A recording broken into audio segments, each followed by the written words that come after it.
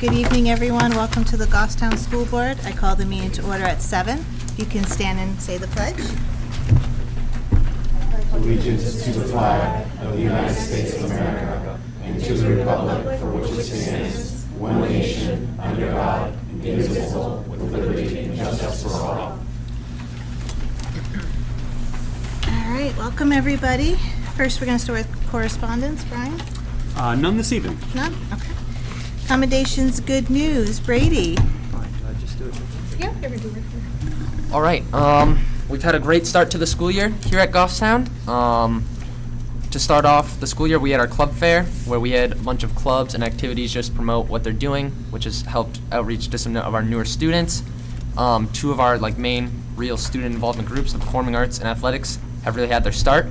For the performing arts, we have our jazz band select vocal auditions this Wednesday, and then we have auditions for our school play, which is going to be a production of Radium Girls.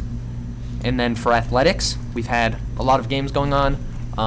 Last Friday night, we had our first home football game. Really close game. Unfortunately, we lost to Concord, but there was a great turnout, and I think it really got people ready for the athletics this year. So that's all.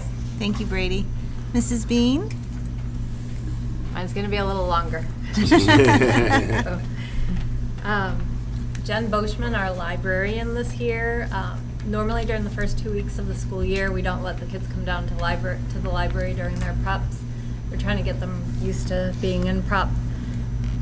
This year, for the first time, Jen had prep teachers bring their classes down, and she talked to the kids about the library, and then she helped them find a book that would best fit something that they were interested in. And over that period, about 400 books were checked out. So that was amazing. The math and science teachers across the SAU met this summer to discuss vertical alignment between schools, which we had also been doing over the prior school year, and then to plan activities that push students to think critically and creatively. So drawing heavily on our building thinking classrooms methodology, and teachers are going to continue to do this throughout the year. We'll meet, we'll share our successes and challenges and try and get as much in as we can. For instance, in Algebra 2 honors and also in Algebra 1, the kids have already done a tax collector puzzle where you get $12 and the kids have to figure out, you can take a paycheck, but always the tax collector has to take a paycheck. And how much money can you beat the tax collector by? And we didn't give them answers. They came up with solutions, and we just asked them, is that the best that you can do? And if they said yes, we asked them to justify why. And if they said, I don't know, I said, well, try again, try and beat your score. And the kids had a lot of fun with that. This summer, Marian Annis was selected to a cohort of 12 STEM teachers across New Hampshire to participate in the UNH Tech for Teachers Summer Institute in Durham. The goal of the institute was to expose students to career fields in bioengineering. She spent 2 weeks learning about regenerative medicine and biofabrication, as well as project-based learning.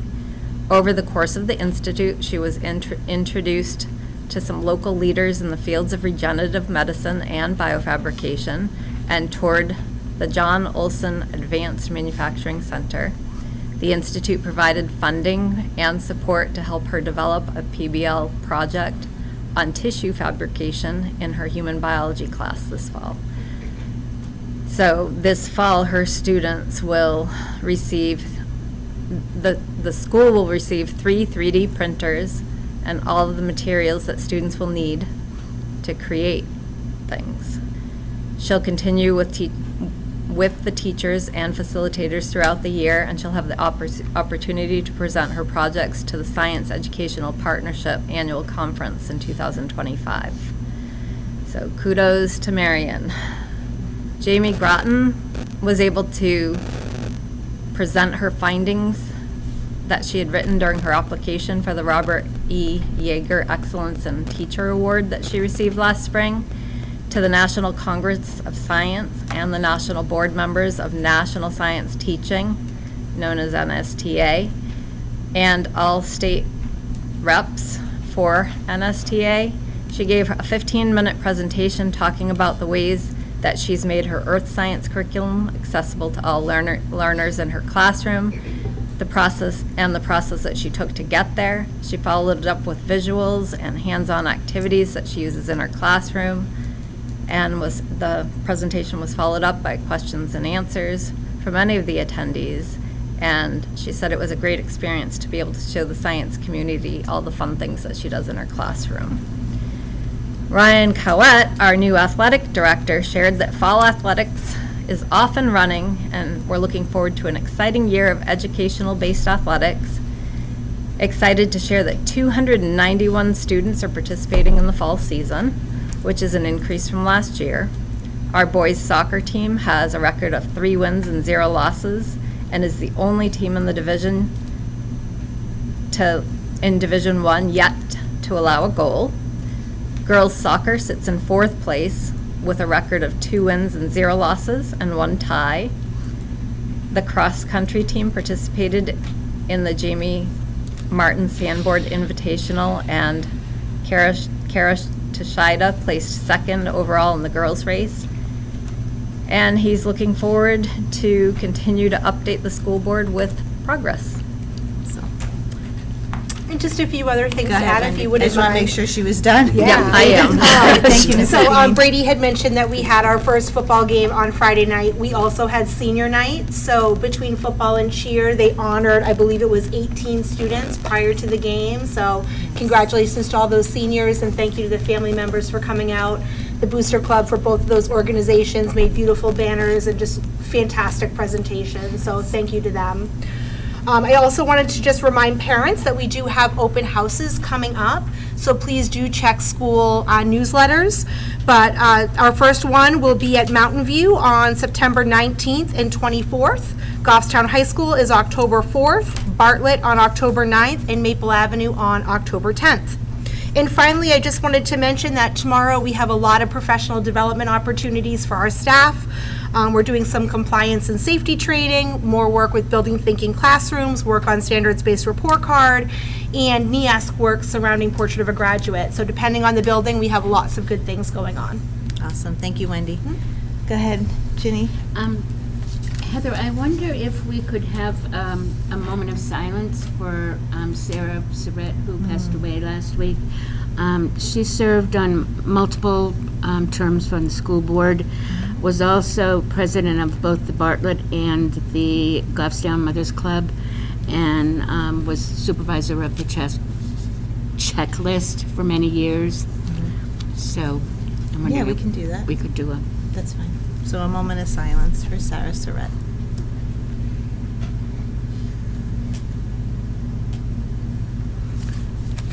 And Thank you, Ginny. Do you have I'd more? also like to point out that we do have in the New Boston Beacon, we have a young lady, Julia Byam, who is reporting for MVMS. She does a really good job doing it. There is not someone from the high school doing it yet. She may be busy or graduated and they haven't found somebody yet, or just haven't, since it's the beginning of the year, gotten around to it yet. So I'm hopeful that someone will be reporting from the high school. Awesome. Is that all? That's it. All right. Anyone else? Accommodations? Go ahead, Nicole. Quick one, I think that it was also the Mountain View's first football game of the year, this past weekend as well, and I did hear it might have also been a close loss, but I heard the kids played really well, and that cheer got to get out for the first time as well. Nice. Thank you, Nicole. Anyone else? Jack, go ahead. I was just going to say that it was out at a local eating establishment on Friday night with my family saying goodbye, and the game was on the big screen, high def, Nice. and we were watching it while we were there, so that was pretty cool. It's Nice. really loud from my house, and I hear it out on my boat, but a little bit of traffic, but it was really cool to see it on TV and watch it happen. Yeah. Thank you, Jack. Anyone else? Accommodations? Good news? All right, seeing none, we'll move on. So the next is public comment. I do have 4 names on here. When I call your name, you'll come up to the table with the microphone. Please state your name and address clearly for the record. We do ask that you keep your comment to 3 minutes or less. This is not a question and answer dialogue, and we do ask that you keep this respectful. And if I mess up names, I apologize. So the first one is Don Mather. Hi, Don. How you doing, everybody? Welcome. Don Mather, 34 First and Road. I hate to come up right after the good news part, but I signed a petition for door locks to keep intruders out of the classrooms a while back, and I heard there was movement on it. I heard that we approved it, things were going good for it, and I haven't heard anything since. I would love if we could probably maybe get that on the agenda for next time around. An update for everybody, say that we're working on it, we're working towards something, anything at all to kind of like help the people that see what's happening around the country, and it weighs heavy on their heart because they have children in our schools. That's all I got. Thank you, Don. Appreciate it. Have a good night. You too. Jason Wells. Hi, welcome. Hi, thank you. You're welcome. I'm Jason Wells. I serve St. Matthew's Episcopal Church at 7 North Mast Street, but my residence is at 18 Kimball Street in Pembroke. I was upset to listen to the recording of the previous school board meeting where I learned that the business administrator has opened small claims suits against families who have unpaid food service debts. Since that meeting, I had a lot of conversations with members of my congregation and also the general public of the community beyond the church.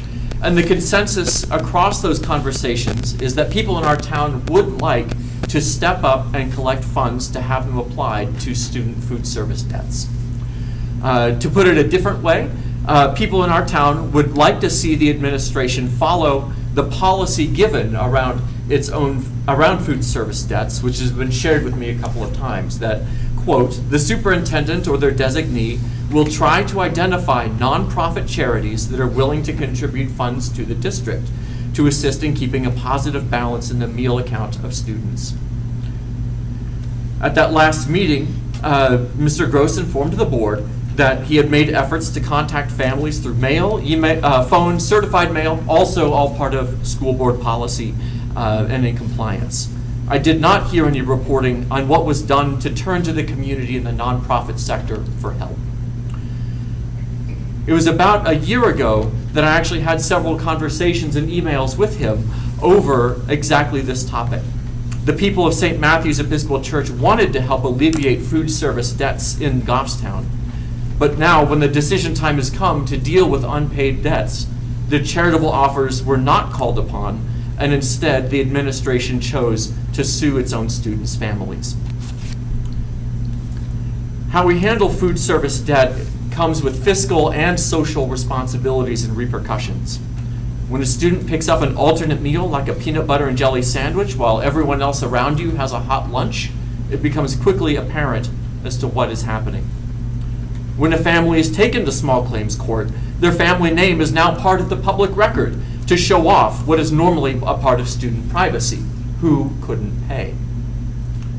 I'll save the rest of my sermons for the pulpit, but just leave a public comment that our church has set up a page online with information to give donations from the community to those who want to help alleviate student debt. stmattsepiscopal.org/lunch.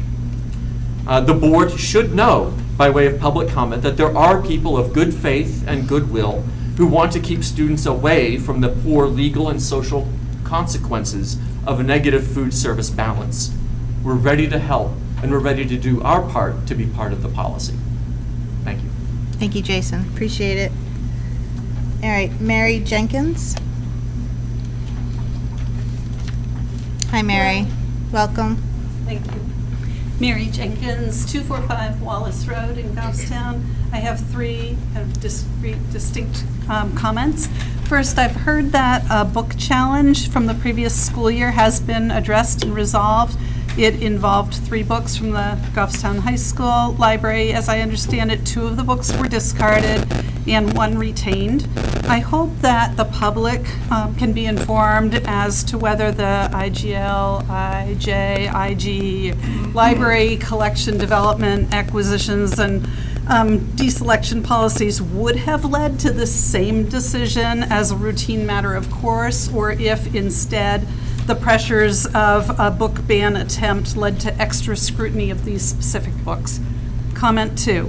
I've very closely followed the frightening state-level attempts to discriminate legislatively, as well as some local efforts against LGBTQIA residents of New Hampshire this past year.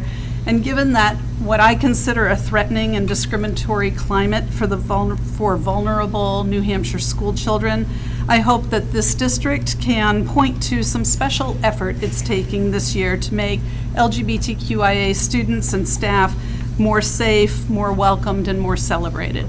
And then my third quick comment, not only because of it, and to echo our first speaker's comment, but in light of the Georgia school shootings and the resultant mass murder this month, I urge the school board and administration to take swift and clear action to secure the schools and act on our voters' strong commitment to school safety. Thank you. Thank you, Mary. All right, and the last one is Melanie Renford Hebert. Hi, Melanie. Hi, thank you. You're welcome. My name is Melanie Renford Hebert. I live at 23 College Road. Thank you for allowing me to speak for a moment today. First of all, I just wanted to say thank you to each and every one of you. The beginning of the school year can be difficult, and we really appreciate all of the efforts that you take to make the schools run smoothly, and our teachers are amazing. As a parent, I had the opportunity to go with the budget committee and do a tour at Mountain View Middle School, where my son is now a 7th grade. I don't believe it either. 7th grade student. I've always enjoyed these tours when I was on the budget committee as well as a parent. I found them really, really informative. Unfortunately, I was once again disappointed to find that members of our budget committee were taking pictures of rainbow things in our library. We all remember the issues it caused with the bulletin board and some other issues following around that, and our town doesn't need that kind of focus on small things in a great school. And I was really disappointed by that aspect of it, but very proud of our teachers, proud of the principal who gave a fantastic tour, and proud of all of you who keep them going. Thank you so much for that.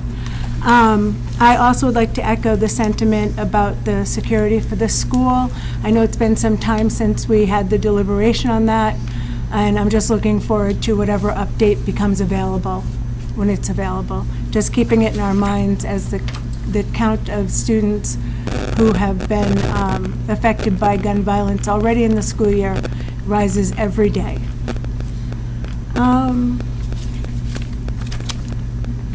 I think they took all of my other things. So what I'm going to say is I hope that you all have a fantastic school year. I'm proud that you've set us up to have a fantastic school year. And I hope that everyone here is safe. Thank you. Thank you, Melanie. All right, so that is all I have on my list. I know a couple people walked in. I decided I'd do one. Yeah, go ahead. You can come on up. Just state your name and your address, please.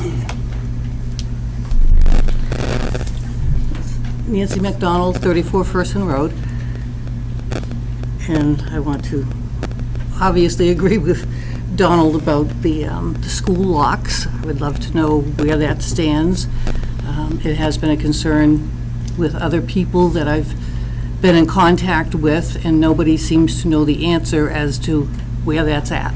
And obviously after last week, it became much more of a immediate need. That was a very small school, very small town that was attacked, and I've heard of at least 8 instances of bullying at the middle school this year from various people, and it's those kids who are bullied that very often are the ones that you least suspect, but they might be the ones that come in with a gun. I mean, we're a small town, we don't want to think about it, but it happens, it can happen anywhere. The other thing I'd like to talk about is, I'd like to put forward, if possible, to have some kind of a setup between the high school and the registrar of elections to have some kind of a push to get kids who have turned 18 to register to vote. Town hall is open till 4, but if you live in Pinardville and you take a bus to the high school, you can't go down there and register to vote. So there really isn't that opportunity to do that. It might be nice to even have some kind of an some kind of a whole school meeting on a civics lesson on, voting and the importance of it. My thought would be to have something like this twice a year, maybe in the spring for those who are the seniors that are leaving, and then in like October or something in the fall for those who will be turning 18 before the next election. So that's it, just something I'd like to be considered. Thank you, Nancy, Okay, appreciate it. thank you. Go ahead, Joe.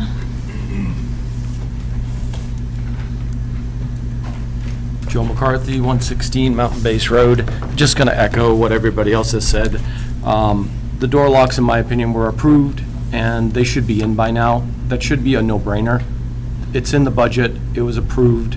Get the job done. It shouldn't have to be a school shooting. Shouldn't have to be people coming up here to say, what about this, what about that? Get it done. You're the school board. You get it done. And then for the lunches, that's the saddest thing I've ever heard, coming out of this school board, to go after somebody for small change. And maybe it's not small change, but you had an offer to have it paid. And I know that can't keep happening every time, but we can figure this out. It's food for kids. And what are they getting? If they can't pay for the hot lunch, are they getting a cheese sandwich, peanut butter and jelly? And you're charging them the same price. I just think that's ridiculous. The school board can do better than that. So can the SAU. Thank you, Joe. Appreciate it. Is there anyone else? All right, so I'm going to close public comment tonight. Board members, you did receive an email from a Shannon Carey who asked that email to be put into public comment. I responded to her, and it'll be in the minutes for next board meeting, but you guys all have that letter to read. And public comment is closed now, but we do appreciate all of you coming out tonight and speaking to us. We love hearing from you. You're more than welcome to stay.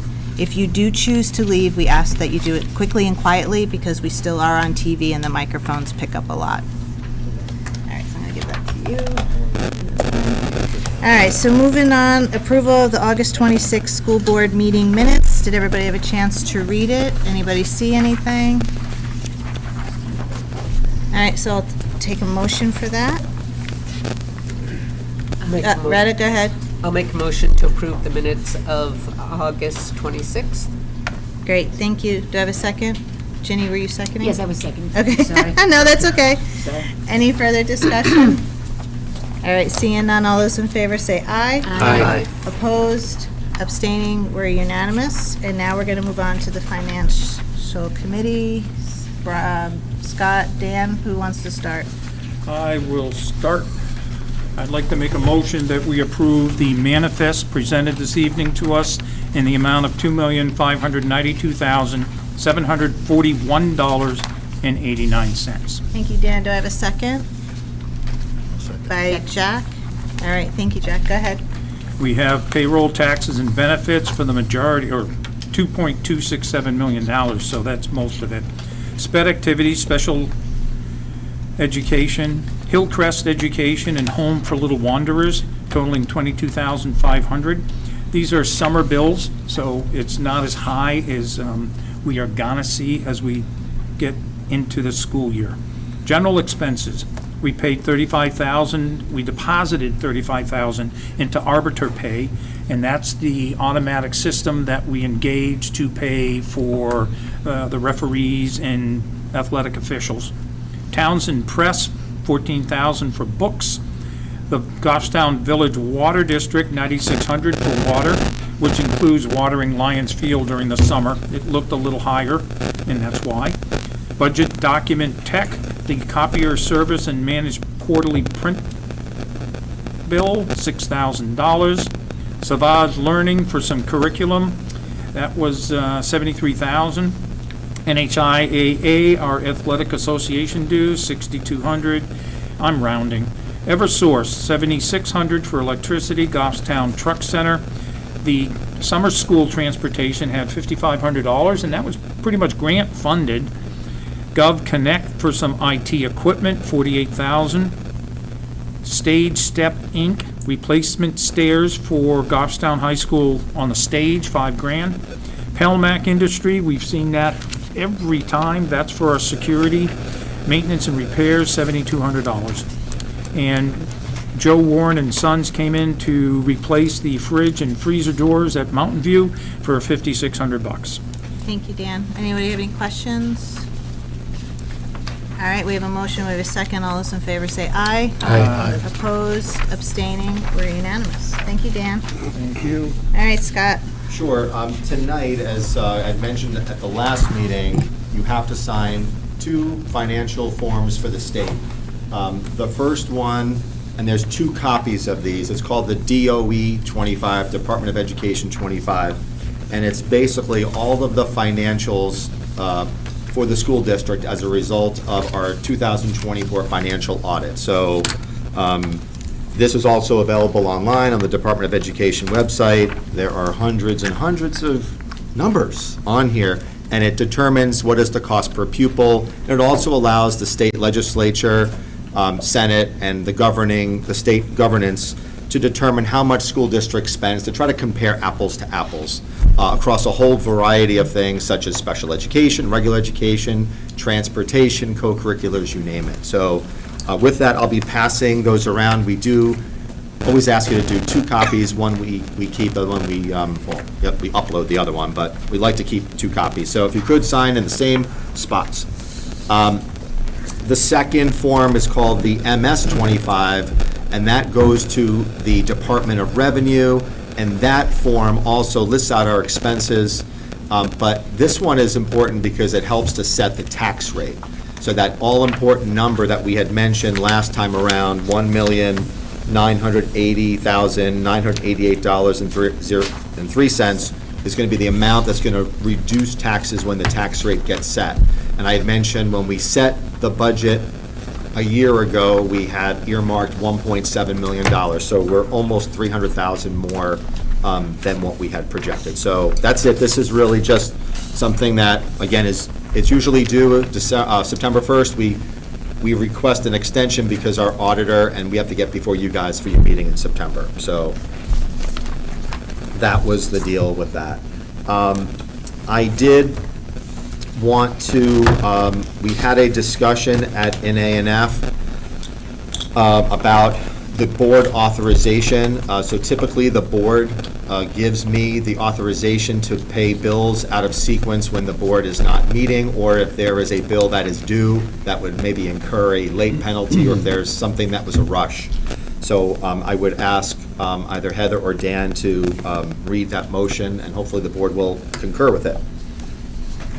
I've made a few modifications to it. Okay. But I'd like to make a motion that we authorize the business administrator to process and pay accounts payable and payroll out-of-sequence checks for the 2024-25 fiscal school year.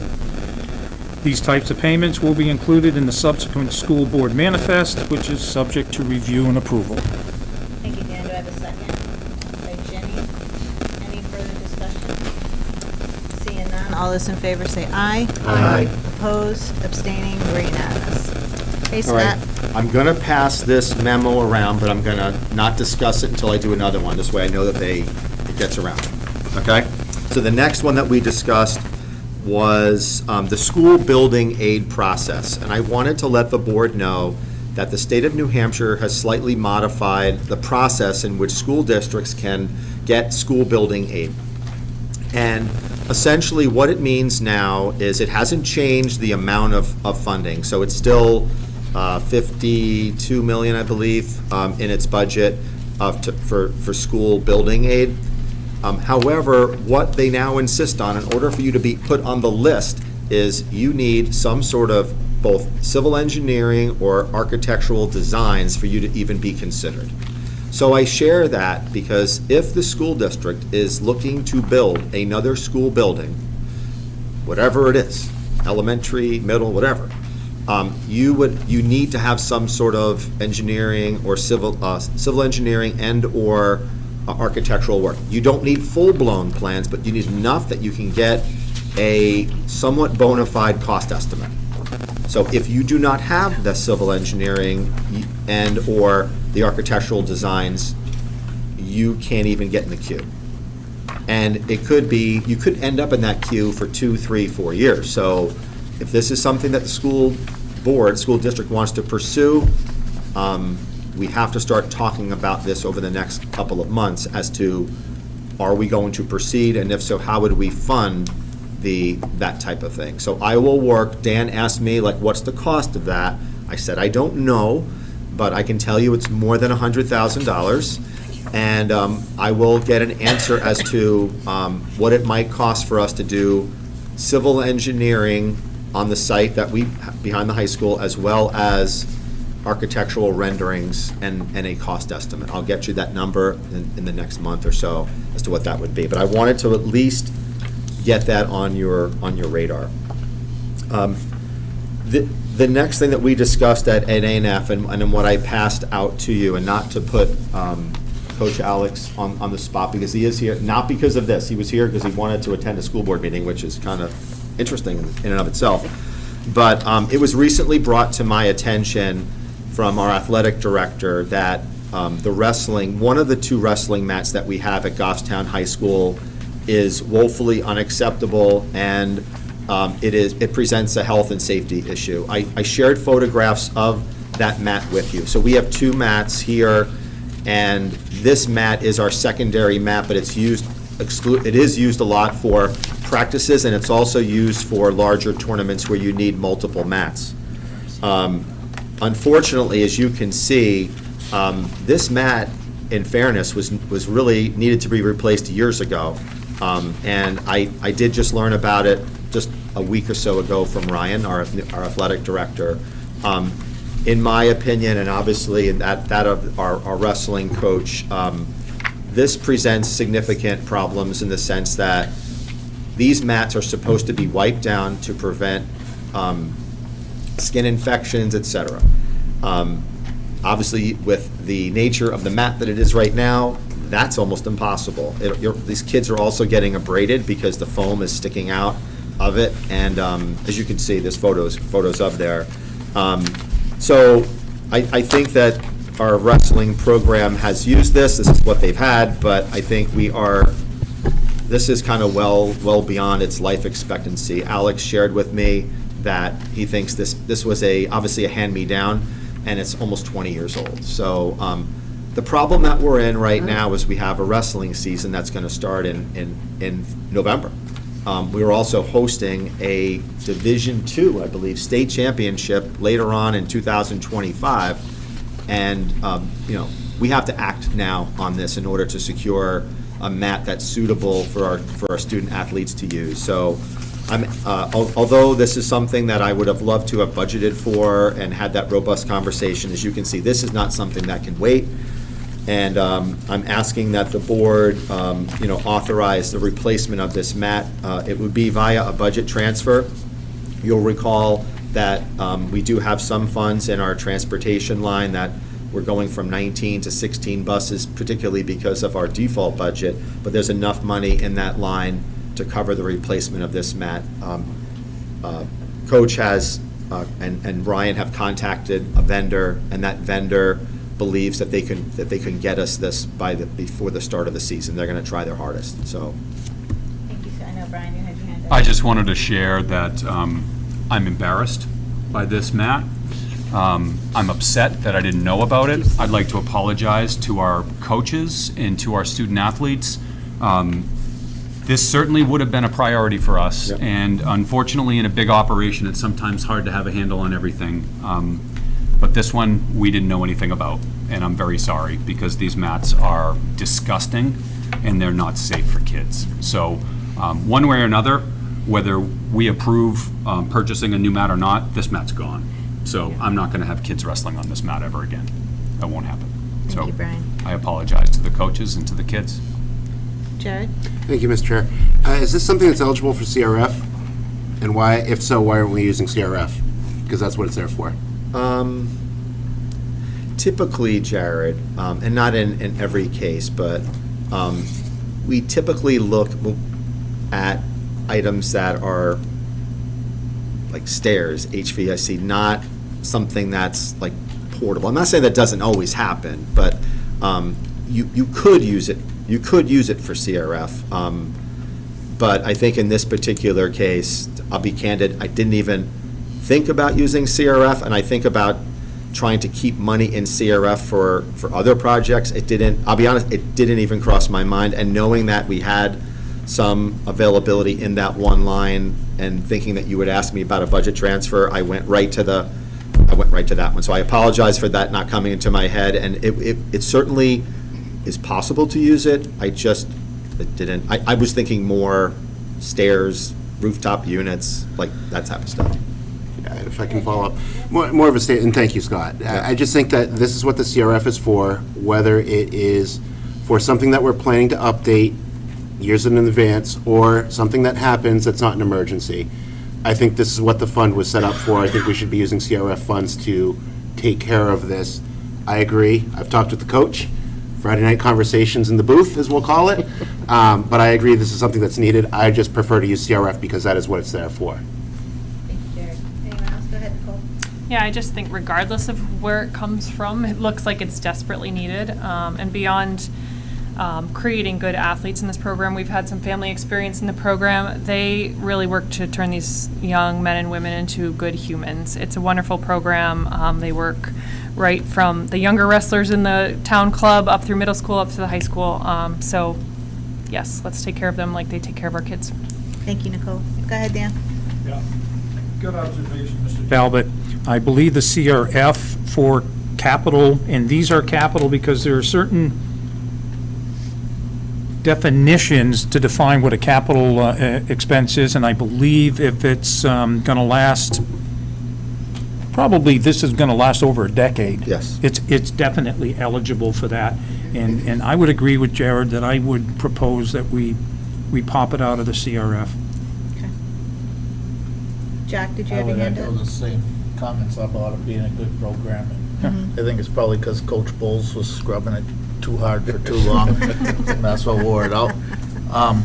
But I would like to be enlightened with, what do you feel is the difference between CRF and a budget transfer? And excuse my ignorance. Not at all. We can No, take- That's a good question, Jack. I'll take this one. Yeah, go ahead, if it's Jared. okay. So there's some history with the Budget Committee, and this is going back before I was on the school board. The Budget Committee, we had a partnership with them to say, we're going to use the CRF, this is why it's established. Beforehand, the Budget Committee was very upset that we would use unreserved fund balance to cover a lot of our capital costs at the end of the year. And so we tried to get it on the ballot one time, it failed. The Budget Committee didn't agree with us. We brought it again a second time, and we said, this is for those capital items that are getting old, they need to be replaced over time. And we've had that partnership and been very upfront with them to say, this is what we will use it for. It's for those planned activities that are eligible for it based on what the warrant article passed. And then it kind of, if I may take a little liberties, there was also conversations, well, how is it different from the emergency fund that we voted on last week or last meeting to kind of bring up? And we've kind of said, if it's something that's planned, CRF item. If it's something that is an unknown and a sprinkler breaks or a roof collapses, that's what the emergency fund is for. So we've kind of used that delineation with the Budget Committee. And really, for me personally, it is to ensure that we can continue funding the CRF and get their buy-in to try to get that money for those items, just like mats or just like the cistern that we have planned for the middle school. Yeah, okay, thank you. Thank you, Jared. Are you good, Jack? Yeah. Okay. Any other comments or questions? Go ahead, Ginny. I have kind of like a little concern. seeing that these are in terrible shape, absolutely terrible shape, and kids have been using them. And I also, at the night out, heard from a coach that they had equipment that really was not safe. Is there any way that we can go through the equipment and make sure that we're having kids use equipment that's safe? Like, go through everything? Not, and I'm not saying anything against coaches, because, you know, they have a lot of work, they've got a lot of kids, there's a season, there's schedules, da-da-da-da, parents. But would it be worth doing a general overhaul? Somebody looking at all of the equipment just to make sure that we're using equipment that's safe for kids? I mean, we have kind of a liability in that area. And the comment that I heard this summer at the nights out was really kind of concerning to me. And then seeing this on top of that, I know that concern was being taken care of, but I'm wondering how many other things are out there that we don't have a handle on, and kids are using things that are questionable. Thank you, Ginny. Go ahead, Brian. Yeah, so one of the things that we've just started talking about is we have, excuse me, a new athletic director. So it's prime time to look at all of our equipment. And it's important for us when we think about the CIP and the mini CIP with items under $25,000, that would certainly include the replacement cycle for things like wrestling mats, that would include soccer goals, that would include different types of equipment of that nature. So I agree with you, Ginny, and we're going to use this as an opportunity to ask our new athletic director to go through and do an inventory of equipment, because we can't fix things we don't know about. Right. And I'm quick to take the responsibility for things when things go sideways, but if I don't know about something, we can't do anything about it. We can't. And I don't know if there's other equipment that needs to be replaced. All I know is nobody ever came to me and said, geez, Brian, you should really take a look at these wrestling mats. So we will certainly do better. But any equipment of that nature, of things that cost thousands of dollars or even tens of thousands of dollars, we need to evaluate. So absolutely. Go ahead, I Scott. just Thank wanted you, to Brian. close with this, is that I want to thank Alex for bringing it to Ryan's attention, and that was, mission critical. I also want to acknowledge that the Booster Club was looking to fundraise to replace this very mat. And when I asked Alex about that, he's like, well, we need another one at Mountain View, we're going to fundraise for that one. So I think it also underscores that there's things that we need in this community, and not everything is tax dollars or CRF or budget transfers, that there are groups that fundraise for these Work really things. hard. And for arguably necessities, because they understand the financial constraints and the tax predicament that a lot of folks are in. So there's a lot of funding for sports and drama and all these programs that are not funded by the taxpayers. So I look forward to working with Alex and the Booster Club, but it's not just that Booster Club, it's all Booster Clubs who really work hard. As a great example, our football program, the Booster Club bought those Guardian caps, so when they practice, it significantly lowers the possibility of a concussion. So it's just stuff like that, that they are very active in assisting our community. But these things aren't fluff to Oh, I our get that. kids. I get it. Because these programs, and I've said these for a jillion years now, these programs keep kids in school. All of the kids are not academian kids, they're not here, they're not going to be brain surgeons at some point.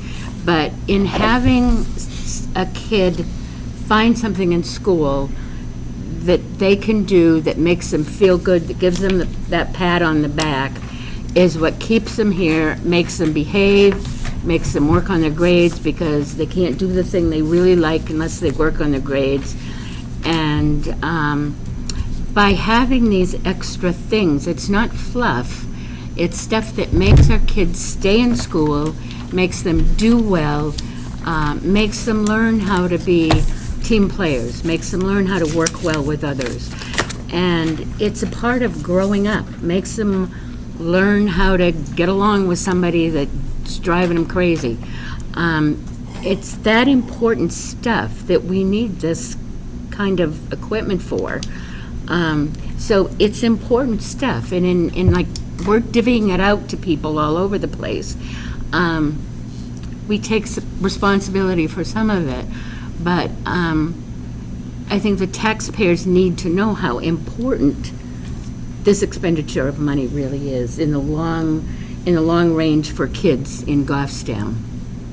It's not just, like crayons to like fool around with. It's stuff that's going to make kids have a better life for themselves in the long run. Go ahead, Nicole. I was just wondering if anyone would entertain a motion. Yeah, I was going to say, I think we've had a good discussion. I'm sorry. No, no apologies. So the question is where to come out of. Yeah, I was going to recommend procuring a replacement wrestling mat now at a cost of up to $15,000 from the CRF. Second. All right, so Nicole made the motion, Jared second. Did you get that, Denise? Not really. The CRF? You want to repeat that? Sure. I recommend procuring a replacement wrestling mat now at a cost of up to $15,000 from the CRF. For giggles, could you make it a motion? Sorry. A recommendation. I move that I, no, I'm just kidding. I move to procure. I'm reading the line here, guys. Well, that wasn't a purposeful motion, that was his recommendation to us. Got it. I move to procure said wrestling mat, et cetera, et cetera. Thank you, Nicole. Had to Still work for second the. it. that motion. All right, Jared second. Either We one. had good discussion. All those in favor say aye. Aye. Opposed, abstaining, we're unanimous. All right, Scott. All right, last but not least, I wanted to provide the board an update on the school lunch, school meal balances, and to address that. So I'm going to pass around a copy of the policy EFR. And in doing so, I wanted to, update the board as to some of the concerns that were raised in public comment. So more specifically, last November, I met with Pastor Wells. It was November 29th. I know it was right after Thanksgiving, and there was an offer made to essentially have donations erase all school debt. At that time, at that particular time, it was about $3,500. For the board's knowledge, Megan Bizzarro and myself, our food service director, I chat with her pretty much every week, and this topic comes up quite frequently. We chatted about it. Megan provided me a list, and what I wanted to share with the board was that the overwhelming majority of that $3,500 debt at that particular time was well over 100 very small dollar amounts. These are folks who simply went into the negative. They typically will write a $500 or, a $50 or $100 check, goes into the positive, and this is kind of how it goes. Then there were others in which they were more than that, over, say, $50. The issue with wiping out all debt is that it can have negative consequences. If folks know that the debt is going to be wiped out, we could see more of that. We have a very manageable student debt right now, and there is a process involved, all right? So the comment that I made at that time was, and I explained the rationale for that, was Megan and I have had conversations about having a fund created, which we don't have a mechanism for that yet, where there can be donations, and Megan would have the discretion to use from that fund to assist families. For the board's knowledge, the superintendent, myself, nor anyone else other than Megan Bizzarro, Megan is the only one who deals with our free and reduced lunch program and who has these types of conversations. There are times when it does get elevated to me if they have not responded to Megan. So, but in almost every case, Megan is the one who initiates phone calls, sends emails, sends school, all the messages that go out. So, so a couple of things that I wanted to share with the board and the community that were just inaccurate. So I'd like you to turn to page 4, and I'd like to read for you the entire paragraph. Unfortunately, Pastor Wells did not read the entire paragraph. He only read a portion of it. I'm going to read the entire paragraph. The superintendent or their designee will try to identify nonprofit charities that are willing to contribute funds to the district to assist in keeping a positive balance in the meal account of students whose parents/guardians do not qualify for free meals and who, due to financial hardship, are unable to consistently keep the student meal account in a positive balance. Unfortunately, Pastor Wells didn't include that last sentence. We don't know with these individuals that we have had to have difficult, that we've been talking about with small claims court action, whether or not they qualify for free or reduced lunch. We do not know if they have financial hardship. 3 out of the 5 have not responded to probably well over 10 communications. So Megan has tried to email them. She's made phone calls. She has sent letters per the policy. We have sent certified letters. And in 3 out of the 5 cases, nothing. 0, no response. There was one individual that, when we had a conversation, started a payment plan with Megan. Okay, that's good, okay? And then we have another one where we have, again, I sent out a copy of the small claims court summons, which was not filed, and said, please, please, please, beg them to contact us so that we could put them in touch. We can determine what their needs are and put them in touch with agencies who could provide them with assistance. When you get ghosted, it's hard to determine, do you have a hardship? What is the nature of this? So one has been filed. One small claims court action has been filed. In my opinion, since I was largely responsible with Megan for writing this policy, I understand it, and we followed it to the T. And a couple of things I want to also debunk. No child is not getting a meal. And the one that bothers me is that, no, we do not give peanut butter and jelly. We do not give cheese sandwiches. We give the same meal that every other kid gets, all right? So that, I just want to, there is no discrimination. The kids are not, no one even knows, okay? So, the notion of peanut butter and jelly sandwiches is not, it's not accurate. So, it's difficult to try to help people if you don't know the reasons why they're in that predicament, and to connect them with those resources. So would we connect people with a St. Matt's church or another entity? I've had individuals who will help other individuals, but got to know what their circumstance is, and I would be directing them to Megan to make those types of connections. So that's kind of where we're at. The second thing that I wanted to share with the board, and it just doesn't please me to have to do this, but I have to, because when my integrity gets questioned, that's a non-starter for me. So in terms of the law, 91A3, in terms of non-public session, I cannot go into non-public session to express a dissatisfaction with a fellow board member, somebody on this board. I can't do it. And a board member, in my opinion, and it's Nicole, it's you made a comment which I think discredited me and my role, and that was inappropriate. I'm an employee of yours and of the Goffstown and New Boston school districts, SAU 19, and to say that I might not have followed procedures is very, very disappointing. You did not call me.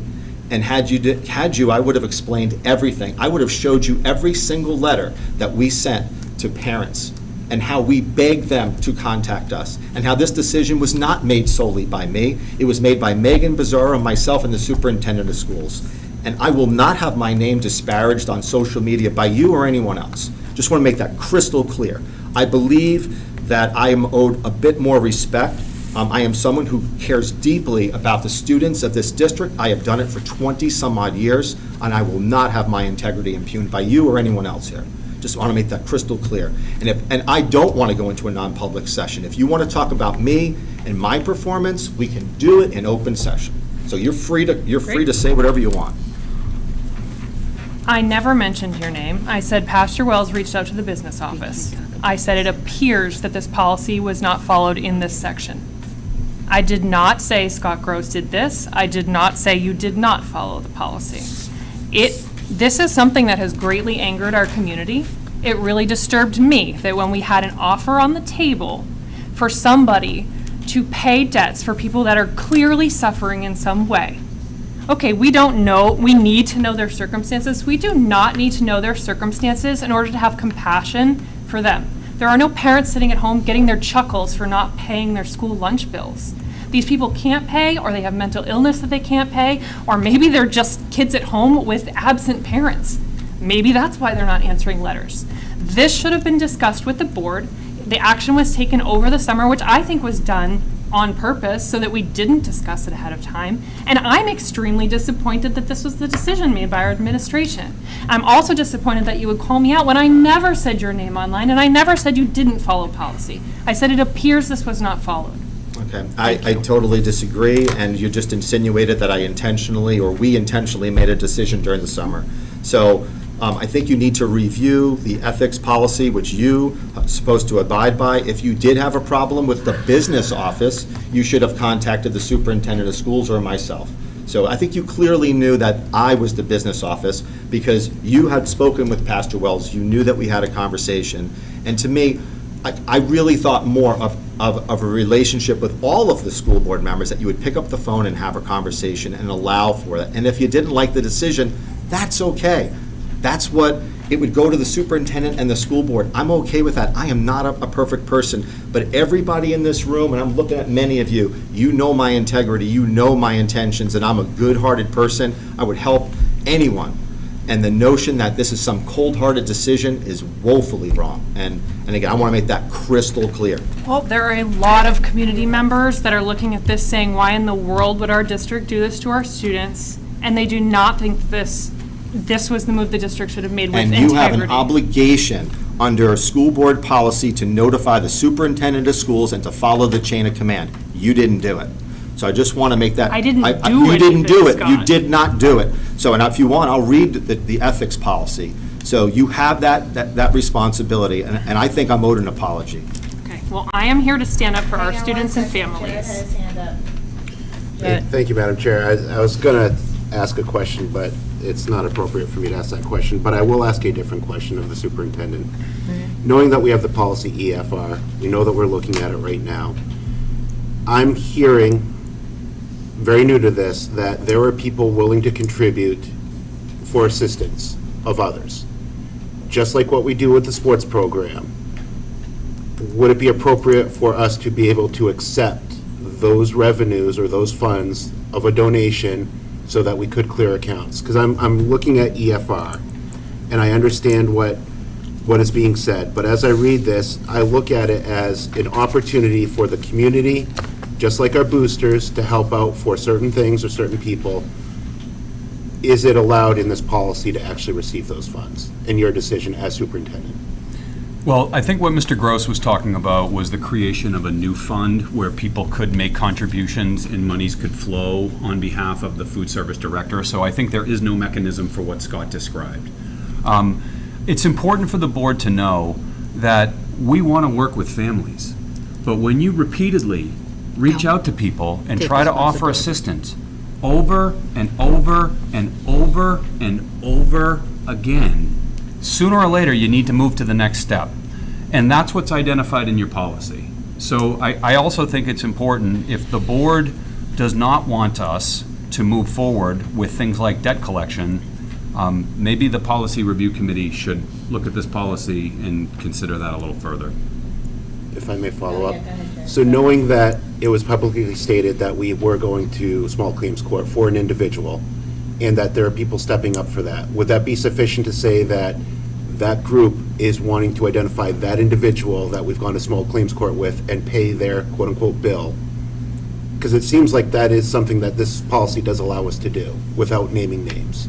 I think it's, I think we need to think a little more about this, because it's really hard for me to consider taking in revenue that someone is very generously donating to the school district and using it to pay for a debt when we can't even get someone to respond to us. So whether we should or shouldn't use the money for that purpose, I would probably think that that's probably a decision that we would need to look at policy. We don't have any policies around this, so I don't know. This one's tricky because, you know, we try really hard to work with families, but if you get no response, it certainly leaves us in an unfavorable I position. mean, I will say this, is that if these individuals come forward and speak to Megan, and there is an issue that we can help them with, the letters that we have sent to them have said, we will connect you with those who will help, and we will. But we have to know. You just can't not respond. A phone call, an email, anything, and we will connect them to those people who want to donate money. We will do that. We have done that. But if you get no response, then what? You do nothing? Just because of, Go I ahead. know that we should have proper decorum here, and I apologize. Yeah, well, but, Jack had his hand up too. My response to this is, if somebody knows that somebody's in need and they're willing to donate their time and their energy and their effort and their resources, who are we to stand in the way? I understand what the policy is saying, and I understand that you followed the policy. I'm not saying anything about that. But knowing that there's somebody in need, knowing that we've communicated that to the public, not saying who the names were, we don't need to know that it's coming from person A or person B. Just we know that this group is standing up to try to help somebody else and be an anonymous donor, if we want to even call it that. I understand saying that we want to know, and yes, we want to know to try to stop the bleeding. I get that. I'm an efficiency expert, I get that. But this is a situation where I think, in my response, the money is there, the money is willing to be sent for this individual, and I'll leave it at that. I know, I apologize, Jack, for saying. Hang on, Ginny, go ahead, Jack. You will find, as someone who has sat on both sides of this, had negative school balances, and my kids did receive peanut butter and jelly sandwiches at that time. It may not be the same policy now, but we're singled out when that did happen. And I also sit on the other side of understanding how hard it is to swallow your pride and ask for help, which I also had to do to many agencies, and I think that's a big piece. I am fully in favor of feeding all the kids, period, DN, for free. That would be my choice if I had my druthers, but I don't have that power yet.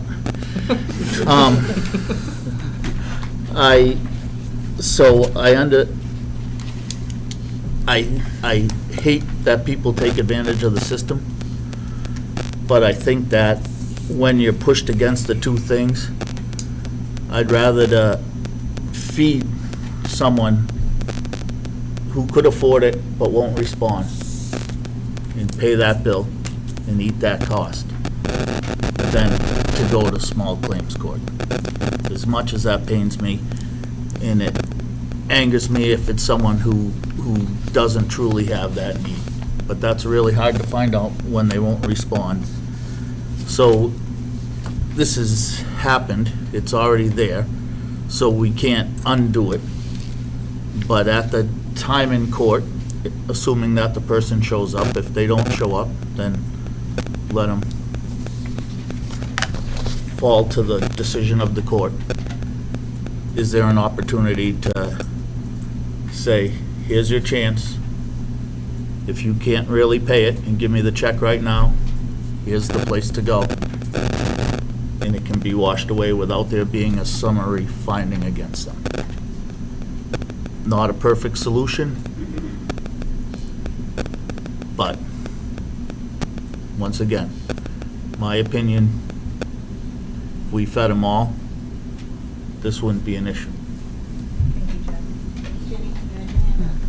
Yeah, I don't want any kids to go hungry either, and I don't really like the small claims either, but we're kind of in a position where we really could use Title I money, and if people truly need help with their school lunches, please sign up for free and reduced lunch.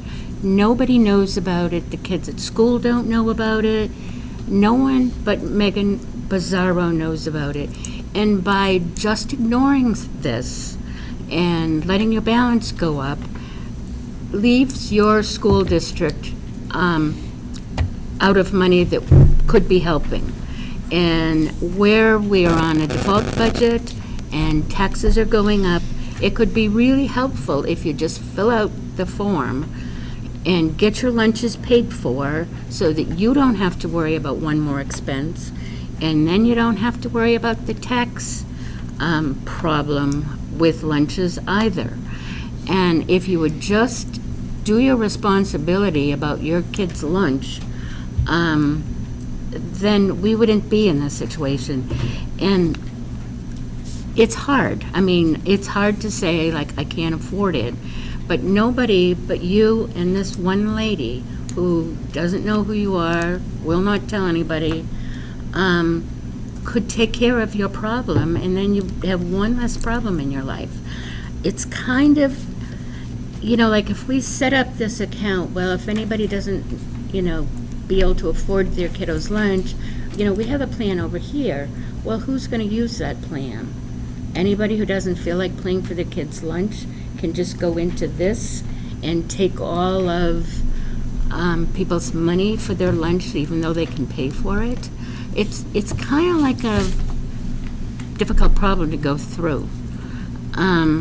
So I'm not sure what to do. There's no real, and I might just stick this one out here and shouldn't say it. There was a bill in the legislature recently that the state of New Hampshire would pay for lunches for all the kids, but it was turned down. And New Hampshire seems to be the only New England state who doesn't pay for kids' lunches. That's correct. So, Massachusetts, Maine, Vermont pays for all school lunches for all kids in the state. Goffstown kids are at a disadvantage in a lot of different ways, but please, I'll pay for your lunch however we're going to do it, but please be responsible enough to, if you can't pay for your lunches, fill out your lunch thing and get it paid for so you have one less worry. Thank you, Jenny. Anyone else? Oh, hang on, Nicole. Go ahead, Dan. So one of the things our job is to do in our mission, because we just voted on it last meeting, is to educate our students. And one of that education is to be good, it said global citizens, but let's just say New Hampshire citizens. And part of that is civic duties and communication. And if we just ignore non-communication as all right, what are we doing as educators? Are we educating that it's okay if you wait long enough, somebody's gonna cave and it's gonna go away? If that's what we're trying to do, that's what we would do.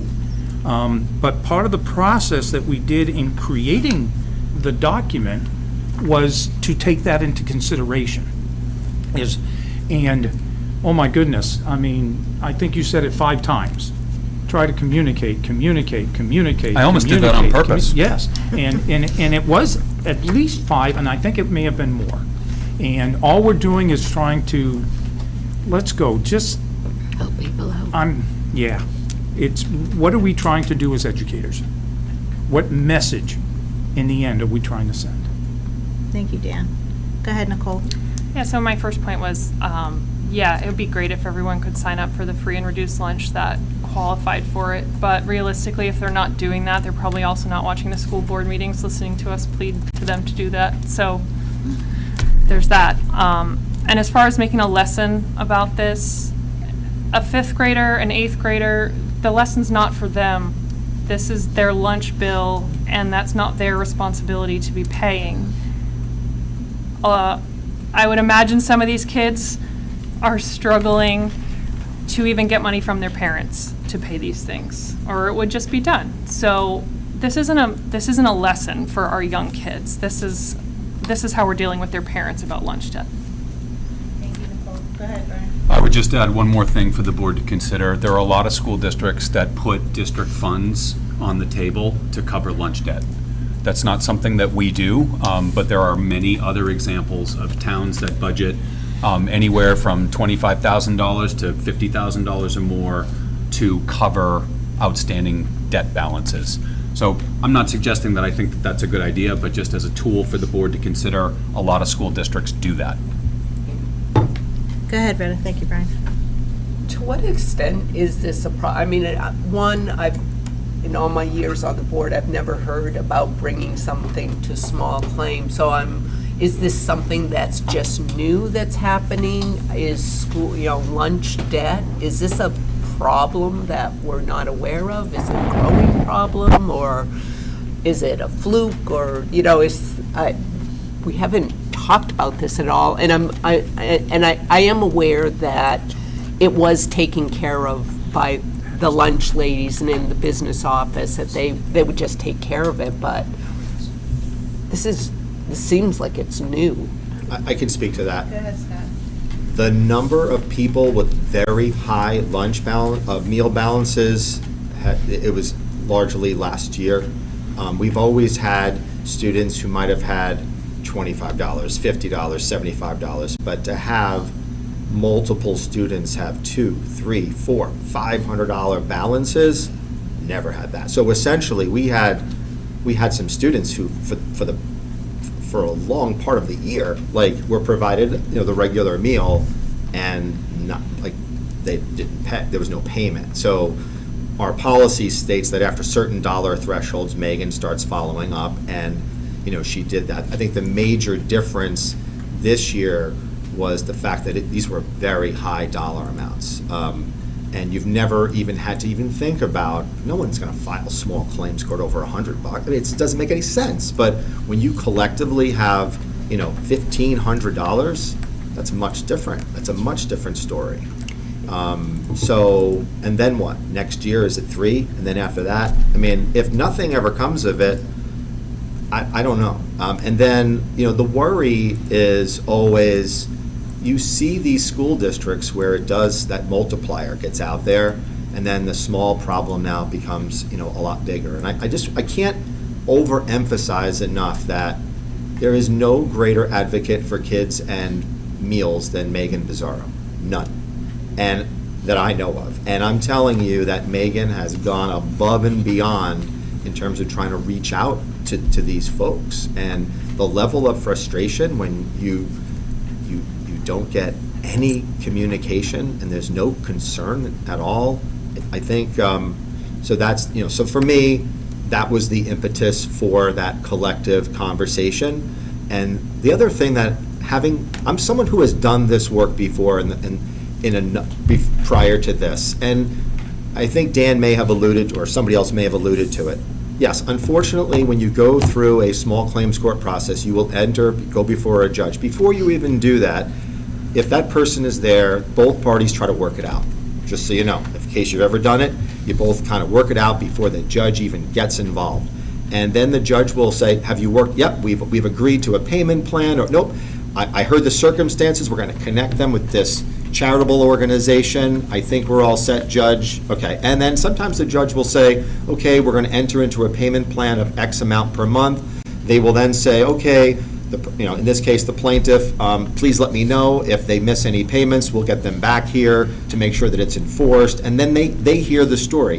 And oftentimes, the judge hears the story and it goes on the record, okay? It's not just a he said, she said. It goes on the record for that judge. But I can't overemphasize the fact that sometimes this brings the person to have the conversation. They've ignored everything else. So we're basically paying money so that we can have a conversation with someone. Sad to say. And maybe it was Jack who said it, but that's what it does. And when we get to that point, I will guarantee you that we will connect them with people who are willing to help them. Guarantee it. But this is a means to get them to have the conversation. I just want to go back to one point. You said this started happening last year, which also coincided when we stopped paying free lunches. I mean, it was that big transition to lunch is free for a couple of years, and all of a sudden it's not. I mean, I think for me, I'm just trying to figure out why is this happening. I don't know, but now? it's like, don't quote me on the numbers, I don't know it, but I think it's 7 to 10, maybe, no, it's a little more than that. It's 7 to 10 families, but it's like 15, that involves about 15 kids. Ready, you good? Yeah, it's another problem. it's another problem. Well, I was going to point out, this growing over the past couple of years, it's an indication that our community is hurting. We're hurting financially. Most people are feeling the pinch of increasing costs across the board. Taxes, groceries, healthcare, whatever it is. Our community is hurting. This is evidence of it, and I think this was a very non-compassionate way to deal with it. And that's why I'm upset, and I think we should have talked about it beforehand. Especially considering that we had the opportunity to pay it with other funds from somebody who was willing to just donate those funds. Could that have caused problems in the future? Maybe. We could have brought them to court next year. But we had the money now and we could have paid it. Thank you, Nicole. Go ahead, Scott. Yeah, I just wanted to underscore that I accept that and I agree with that. And I am never going to say that the decisions that I make or those of my employees are always the right ones. But social media is not the way to object to a decision of the business office. And I say that as someone, I like you, and I hope you like me. That was inappropriate. If there was a problem and you felt that we made the wrong decision, I'm okay with it. I do make wrong decisions. I just don't want to see it plastered all over social media. I'm an employee of the SAU, and if there's a problem with the business office, then just call me, talk to Brian, and if we need to have a full board discussion, we will. If I made a boo-boo, I get it. But please don't put this on social media. I think we all, we talk about how it's so difficult to work in this climate where there's people are coming at us at all angles. I'm someone who gives my heart and soul to this school district and to this community. I've done it for decades. And to see that, and again, I don't think I made an error, but let's say I did, to see it like this, it hurts. It really hurts. And that's my big beef. And I think that's the reason why there are board policies to say, hey, follow the chain of command, try to be careful that you don't, do this type of stuff. But it's just, then it goes on and on because it feeds the frenzy, and and we wonder why people don't want to work in public education. Because if you do make a mistake, let's forget about the 800 good things that Scott Gross did, but let's go and hammer him on the potential boo-boo that he made on a lunch program. It's hurtful. It really, I just got to share that. I got to share it with you and this board. It doesn't make me feel good. I would hope, and this just came out from what we said about when you go to court, the judge says, we'll work out a plan and work on this. I would hope that if this goes to a nonprofit paying for the bills, I would hope that we would do more than, if a family is hurting, that we would do more than this nonprofit just paying for their school lunch. I would hope that the nonprofit would also sit them down and say, okay, you're hurting and you can't pay for school lunch. What else do you need in your life? This is one part of it. Is this the biggest part that you're having trouble with? Do you need us to refer you here? Do we need to refer you here? What can we do to put together a plan so that you can get the help that you need, instead of just giving money when they obviously are probably having more issues than just school lunch money? And throwing some school lunch money is really not going to help them all that much. I would hope that this help from the nonprofits would come with a little bit more help than school lunch money, if it's necessary, and find out where the people's real problems are and give them, a lift up, not just a handout. Go ahead, Jeff. Just one more time, and I'll stop beating the dead horse. I appreciate the chain of command. I appreciate all those speeches. There is no way to know if the person doesn't respond, if they're truly in need or not in need. As unseemly as it seems, there are people who just are gonna screw the system. So I guess you have to be willing to accept that could be happening, right? and pay the bill if it's out there with money, especially money that is not coming from the taxpayers or being funded here. And clearly, no one St. Matt's as well as I do. There is a parish outreach fund. It's an ecumenical with all the churches. So anyone who came in there in need of school lunch money would certainly get the offers of other help, whether it be from the community clothing center or anywhere else. And I would love to say I think it was the right thing to make them pay if they can afford to pay. But when we come to the budget, you know who's gonna be asking that we feed all the kids, because we have the power to make that decision. And so that will be my request when it comes up. Thank you, Jack. All right, so we've talked a lot about this topic. Does anyone else have anything to add with it? But, okay, go ahead, Brian. I would maybe take the final, the final word on this if I can. Scott did not make this decision by himself. I made this decision. So if anybody wants to be upset with anybody, be upset with me. Ultimately, I made the decision. So anyone who wants to criticize the decision, criticize me. So I welcome that. I agree, Scott is a man of integrity, and this was a very difficult decision that we made. And I make lots of bad decisions and lots of difficult decisions, and I'm invariably disappoint people, make some people happy, make other people's unhappy. It's always what I do. But in the end, I want you to know that I approved this decision. It was my decision and not Scott's. So if you're going to be upset with somebody, be upset with me. Thank you, Brian. Anyone else? So I guess just to remind board members, especially of what Scott said. Scott has done a lot for this district. You are board members. You have an ethics policy. If you have a question or a problem, you have to go to administration. Please do not post stuff on Facebook. It affects this entire board and our administration.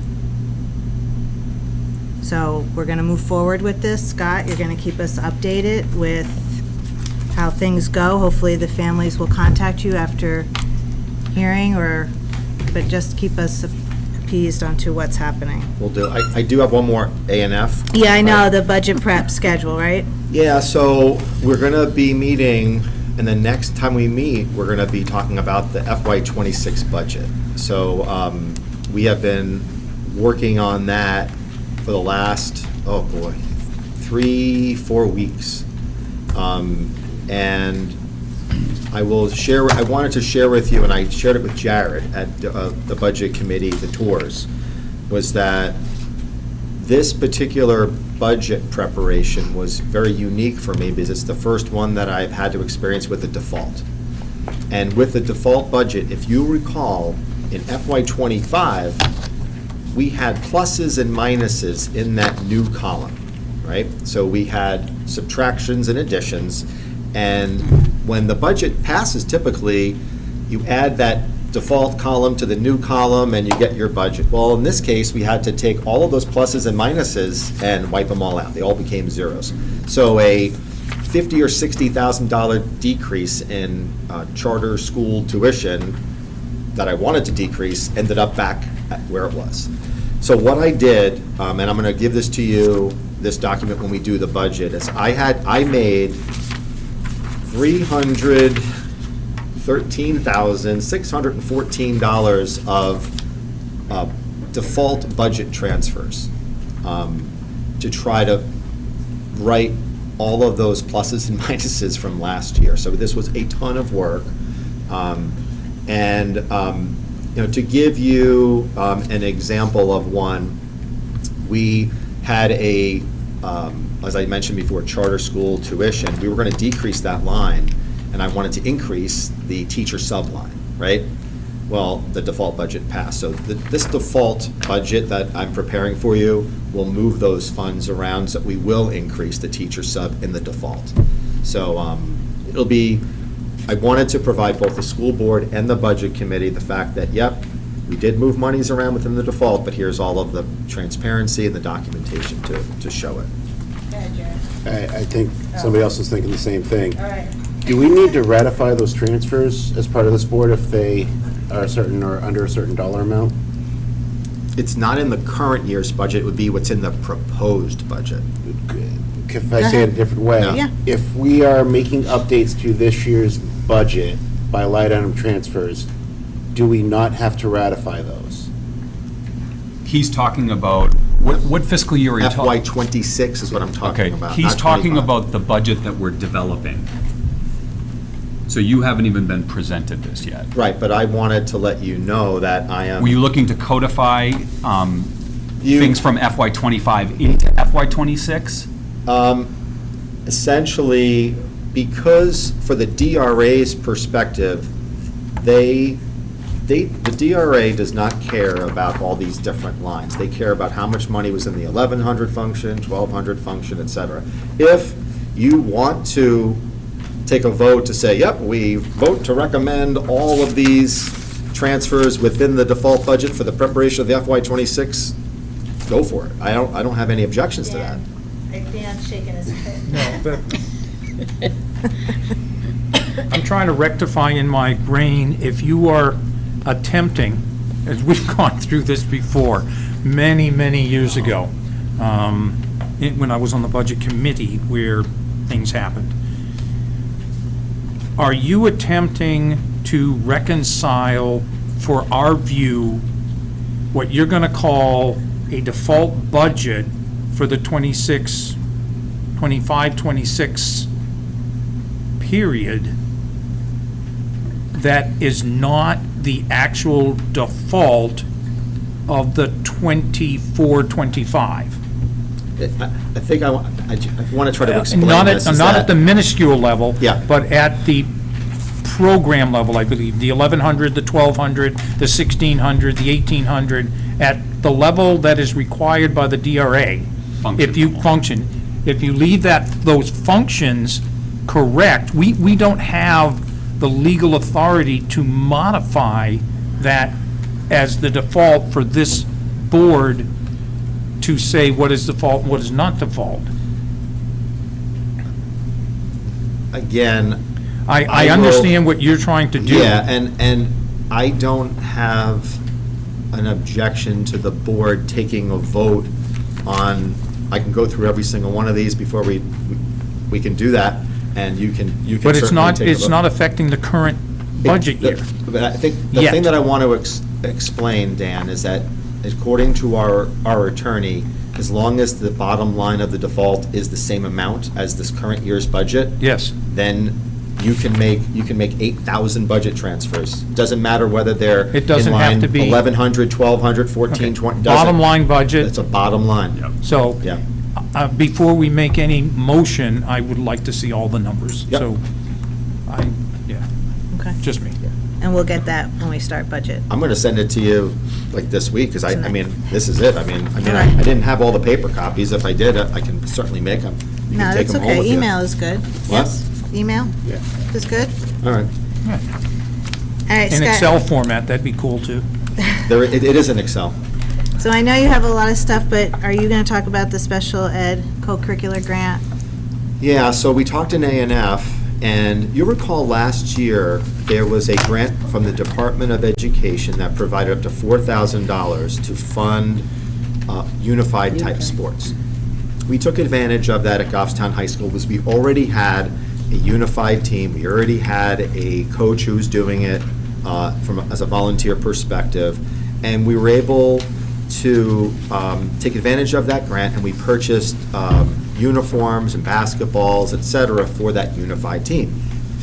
Part of the caveat of the grant, though, is that you're going to continue that program. And you'll recall that the board, typically when you bring on a new co-curricular, that co-curricular has to be self-funded for 3 years. The board waived that because the unified basketball program was in existence for longer than that. The person just wasn't paid, okay? So here we have yet another offering from the Department of Education, and our Mountain View Middle School principal, Jess Milligan, wants to pursue a unified program at Mountain View.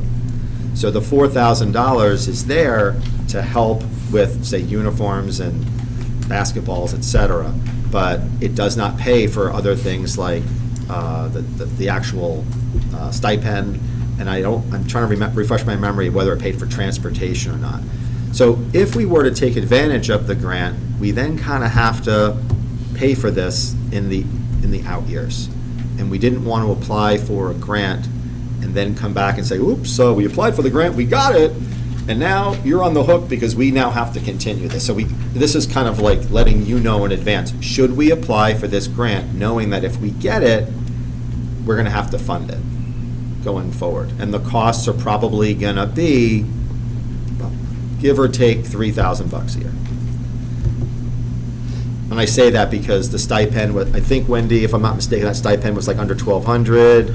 Right around there. Right yes. around there. Yep. And then you have some bus transportation. We don't do a ton of that. So I just wanted you to be forewarned that if we take this if we get this $4,000 grant, we could see recurring expenses. And then are you going to waive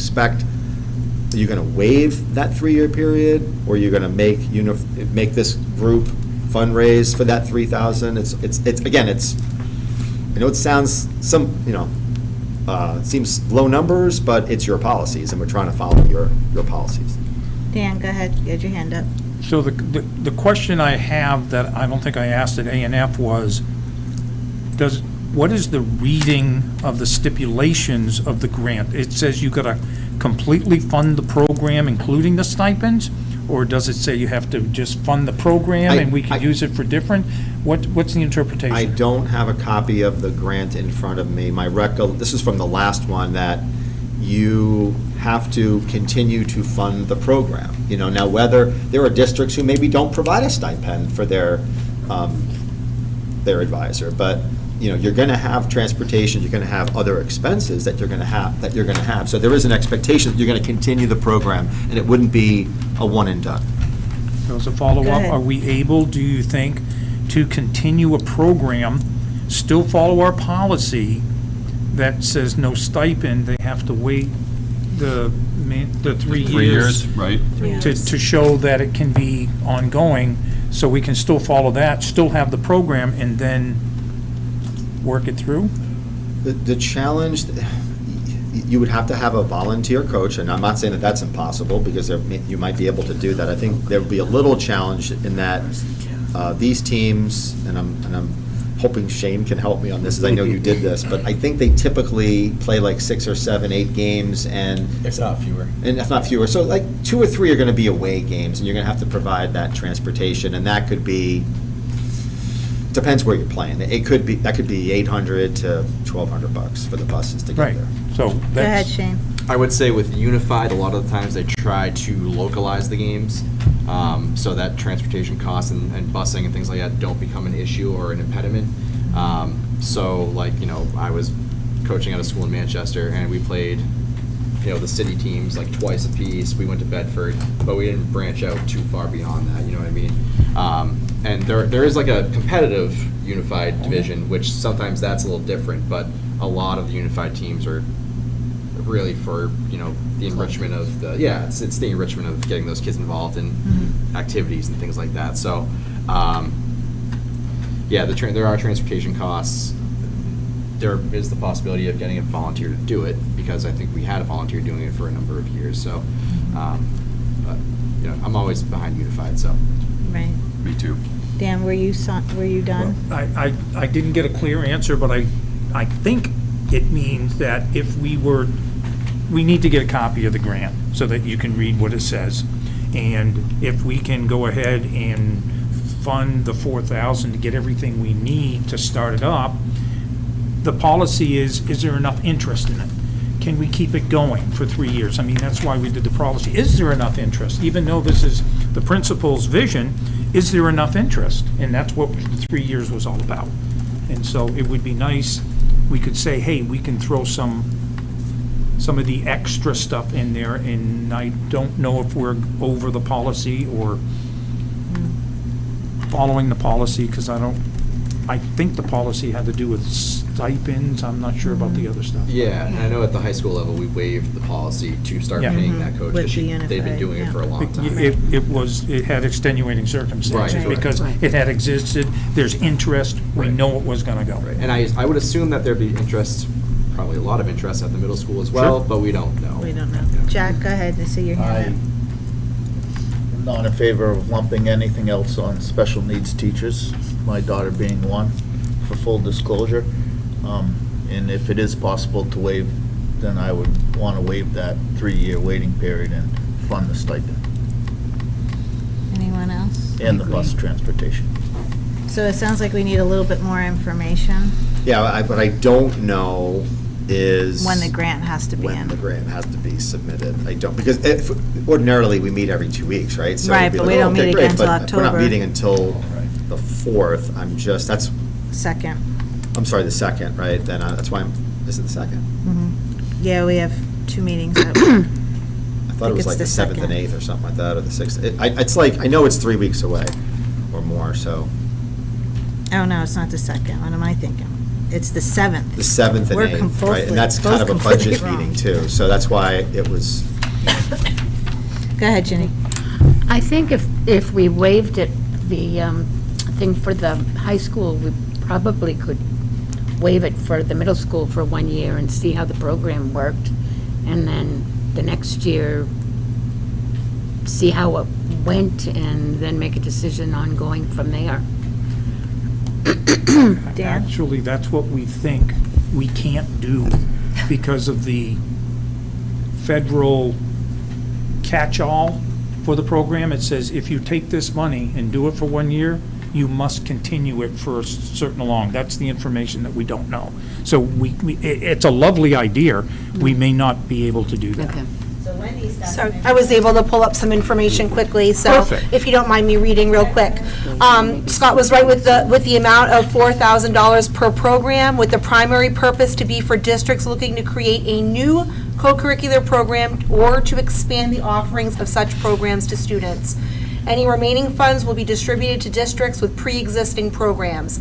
It's important to note that co-curricular programs are not limited to sports, it can be any activity. Grants to school districts seeking to establish these programs can fund the first-year operational expenses of equipment to include uniforms. So it does not talk about stipends. Right, they wouldn't allow that last time, that was an issue. Correct. And they didn't It's- allow it's in this. transportation, I don't think either. It's in this as well. I do not see a date on here. I did look really quickly in Okay. what the Department of Ed had sent out. I do not see a date on here, but it might be in grants management. Yeah, and I think what happened on this one, it was like, we got the same type of email, and then when they awarded the grant, there was like, oh, you have these stipulations, it's like, oh.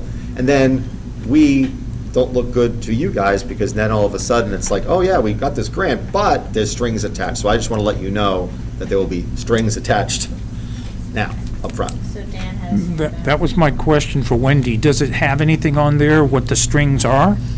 It does not, it's a paragraph, and it says That's that it. the. It just says, the- hey, come.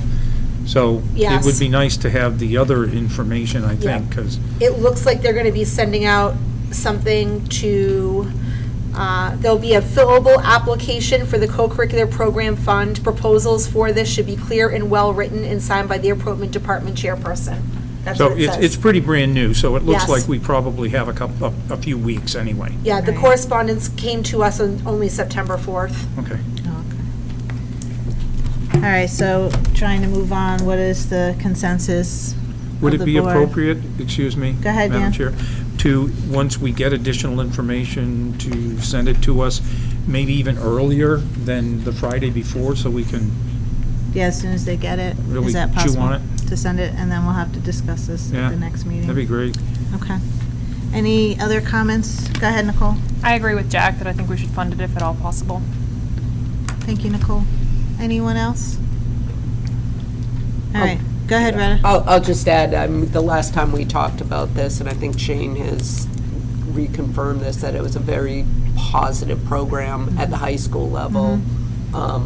And I think that's. It's been a worth very cons- successful program at the Yeah. high school. I would fully expect it to be equally as At the middle successful at the middle school, and this program has our full support full support. This is great for kids, great for families, and very often our students with special needs are not able to participate in traditional sports or other types of co-curriculars. So this is designed to meet kids where their unique needs are, and this is good for kids, it's good for the community. So does the board want to waive stuff tonight? It doesn't sound like everybody's ready to make a decision. Go ahead, Shane. I had a quick question. Yeah. So right now, we only have unified at the high school. Right. Correct. And are we only doing unified basketball? Correct. Because there's also soccer and track and field that they offer. I want to say volleyball, I could be off on that. But there's a number of different programs too. So I don't think we're limited to basketball. No, the high school program could be expanded as well. Yeah, so, and they also mentioned it could be something outside of athletics. Correct. Right. So there's a lot of opportunity. That's true. Yep. Dan? You were going to He say. stole a little of my thunder there. So not only sports, it could be other than Other sports. co-curricular. But part of my issue is the ethics policy says we should get as much information as we can before making a decision. And I have seen these grants before and they're sneaking in. So any motion would have to be based on our assumption of what those stipulations would be. You know what I mean? So it can't be just carte blanche, it's got to be based on blah, blah, blah. And if it comes in any different, then we would have the opportunity to acknowledge, gee whiz, not only did they say that, you also have to do this, this, this, and this, that's either related or unrelated. So that could be done in the motion. True. Go ahead, Shane. I agree that I think it's important to know what the grant entails and what those strings are. So I don't know if it's something that we should try to get that information first and then consider. But it's up to the board. Yeah, what does the board want to do so we can move on? I think there's no harm in waiting. Okay. There's no harm in waiting. Yeah. I just was checking my emails Yeah. from last year. This is not time sensitive. And Okay. I think we're good. the application process last year started October 1st with rolling applications through June so-and-so, provided there's funding. It's as long as they have the The funds. funds, yep. So I wouldn't think that all the funds would be depleted in the first month. So I think we have plenty of time. So we'll We can put take a this deep on the breath here. next school board Yep, meeting. sounds good. All right, so moving on. Budget committee, Jared. All right. Try to keep this one somewhat quick. So we have additional walkthroughs of the budget committee going through for the town and school. These are open to the public, and I'm very happy that a member of the public joined us. A couple members of the public joined us actually this last time. But Public Works is happening on September 11th at 6 p.m. I do say that if you're interested in the town budget and the town side, the plurality of taxes does go to the Public Works Department because they take care of the roads, they take care of a lot of other things. So if you want to learn a little bit more about it, again, be at the Public Works, the transfer station, if you will, at 6 p.m. on September 11th. The GHS walkthrough is happening on September 17th at 6 p.m. Jack, I know that this is the first time I'm asking you to do this. I will not be there. If you could be the representative of the school board, that would be excellent. But this is only the only school we'll be going to for the public, for the budget committee at 6 p.m. Parks and Rec is happening on September 19th at 6 p.m. As of me personally, I would definitely go to this one, especially for the warrant article that failed last year for Parks and Rec. Just seeing the individual items that happening at the pool and the different parks, I think it's very important as a member of the community to go to those. I would recommend anybody to go to that for September 19th. And then the police station, go see the chief, and maybe they will have the guard dog there, or not the guard dog, I'm sorry, the pets that they have. That is on September 24th at 6 p.m. Again, always open to the public. We did have 2 members of the public join us when we looked at Glen Lake and at the middle school. And it was just great information, so I do recommend the board members attend that, or anybody from the public. As for what happened at the last 2 meetings, we did go to Glen Lake. The questions that were asked of the Glen Lake administrators, we did we did talk about additional classes needed for full-day kindergarten. There was a lot of questions about that. You know, what does full-day kindergarten look like? What would it take to get that done? So we kind of educated the budget committee a little bit. There were further questions, and I do think this is going to be a recurring theme we get from the budget committee. The questions were related to administration. So specifically some of the administrative pay that was going on, but they were very interested on why we had a full-time vice principal at Glen Lake versus the split that we had. I know that we've talked about that. That might be something that does come up during our discussions. But they also did ask about grant writing, because that was something that Principal Stoyle did talk about is, well, what does the administration do for grant writing? They work a lot with grant writing, but again, I did say that Principal Stoyle and our vice principal are very heavily involved in that because they are the subject matter experts. So that does take some of their time, as well as going out to the public to look at and do evaluations for those pre-K people that have special needs and services. Because if you're 3 years old and you have special services, you have an IEP, we are required by law to support those. And that is something that Principal Stoyle and our vice principal does on the regular basis. As for the middle school, Principal Milligan and Brandy, Vice Principal Brandy, definitely did a lot of great presentation work. You heard that from a member of our public. We did articulate kind of the technology needs that we're looking for in the head, in the future, that question of what do we need to sustain the growth or sustain the work that we're doing at the middle school. We did say that technology is one of those items. Scott gave a great presentation of, the phone system and that kind of technology, and it's just not the licensing and the fee subscriptions that we have, but also the infrastructure that we need to kind of stand up on those one-offs. As a member of the community, I did look at the flagpole and asked Principal Milligan, how was that light going on our flag that was up at dark to comply with our flag code? She gave me a good response, but just one of those things that I wanted to make sure that I continue to press on of our flags should be down at dusk, or they should have a flag, a post on them, a light on them, and I'll leave it at that. Thank you, Jared. Nothing else? Unless if there's any questions that people have. No. But I just wanted to make sure that for our budgets, we had the right information that we need to kind of really hit on. Okay, go ahead, Jenny. Jared, are a lot of the budget committee members going on those tours? Yeah, we actually had, a quorum on Oh, good. on those, so, I mean, that's great. We had the 9 people or more. Okay, good. But, we get, the new members were there. Some of the old members, recurring members were showing up as well. Good. Thank you, Jenny. Thank you, Jared. All right, CIP, Jack, is there anything Okay, to? CIP, there's nothing new on CIP. I did not bring my matrix, but it went through as proposed. I present on the 12th, so Thursday. Okay. At 7 to the planning board. So is there anything that is forgotten or out? In CIP, like I said, we mostly focused on just the next budget year. Yep. But is there anything you want me to speak of in the outcoming years, the grant, the school? Go ahead, Brian. Jack, I would maybe just really highlight, one of the projects that we're really looking at for next year is the cistern project at Right. Mountain View Middle School. So that Yep. would probably be, if you were to highlight one project, that's probably the one. Mr. Gross, would you concur with that we're really targeting and focusing on? And I mentioned, Jared and I mentioned that during the tour. We pointed to the It's a very cistern and- unique need at that school. Yep. And it's a very costly repair. So we've done the Yep. first phase, there's now the second phase of that Yep. project. So that would be the one that I think you And so really we should, went if over you're that a focusing lot on in the next CIP. fiscal Yeah. year, that's the one, that's the project. That was the focus. I just didn't know if there was beyond that, in the technology, continuing technology. If we want to put something out there about the bond or our feeling that there's gonna be a future need for,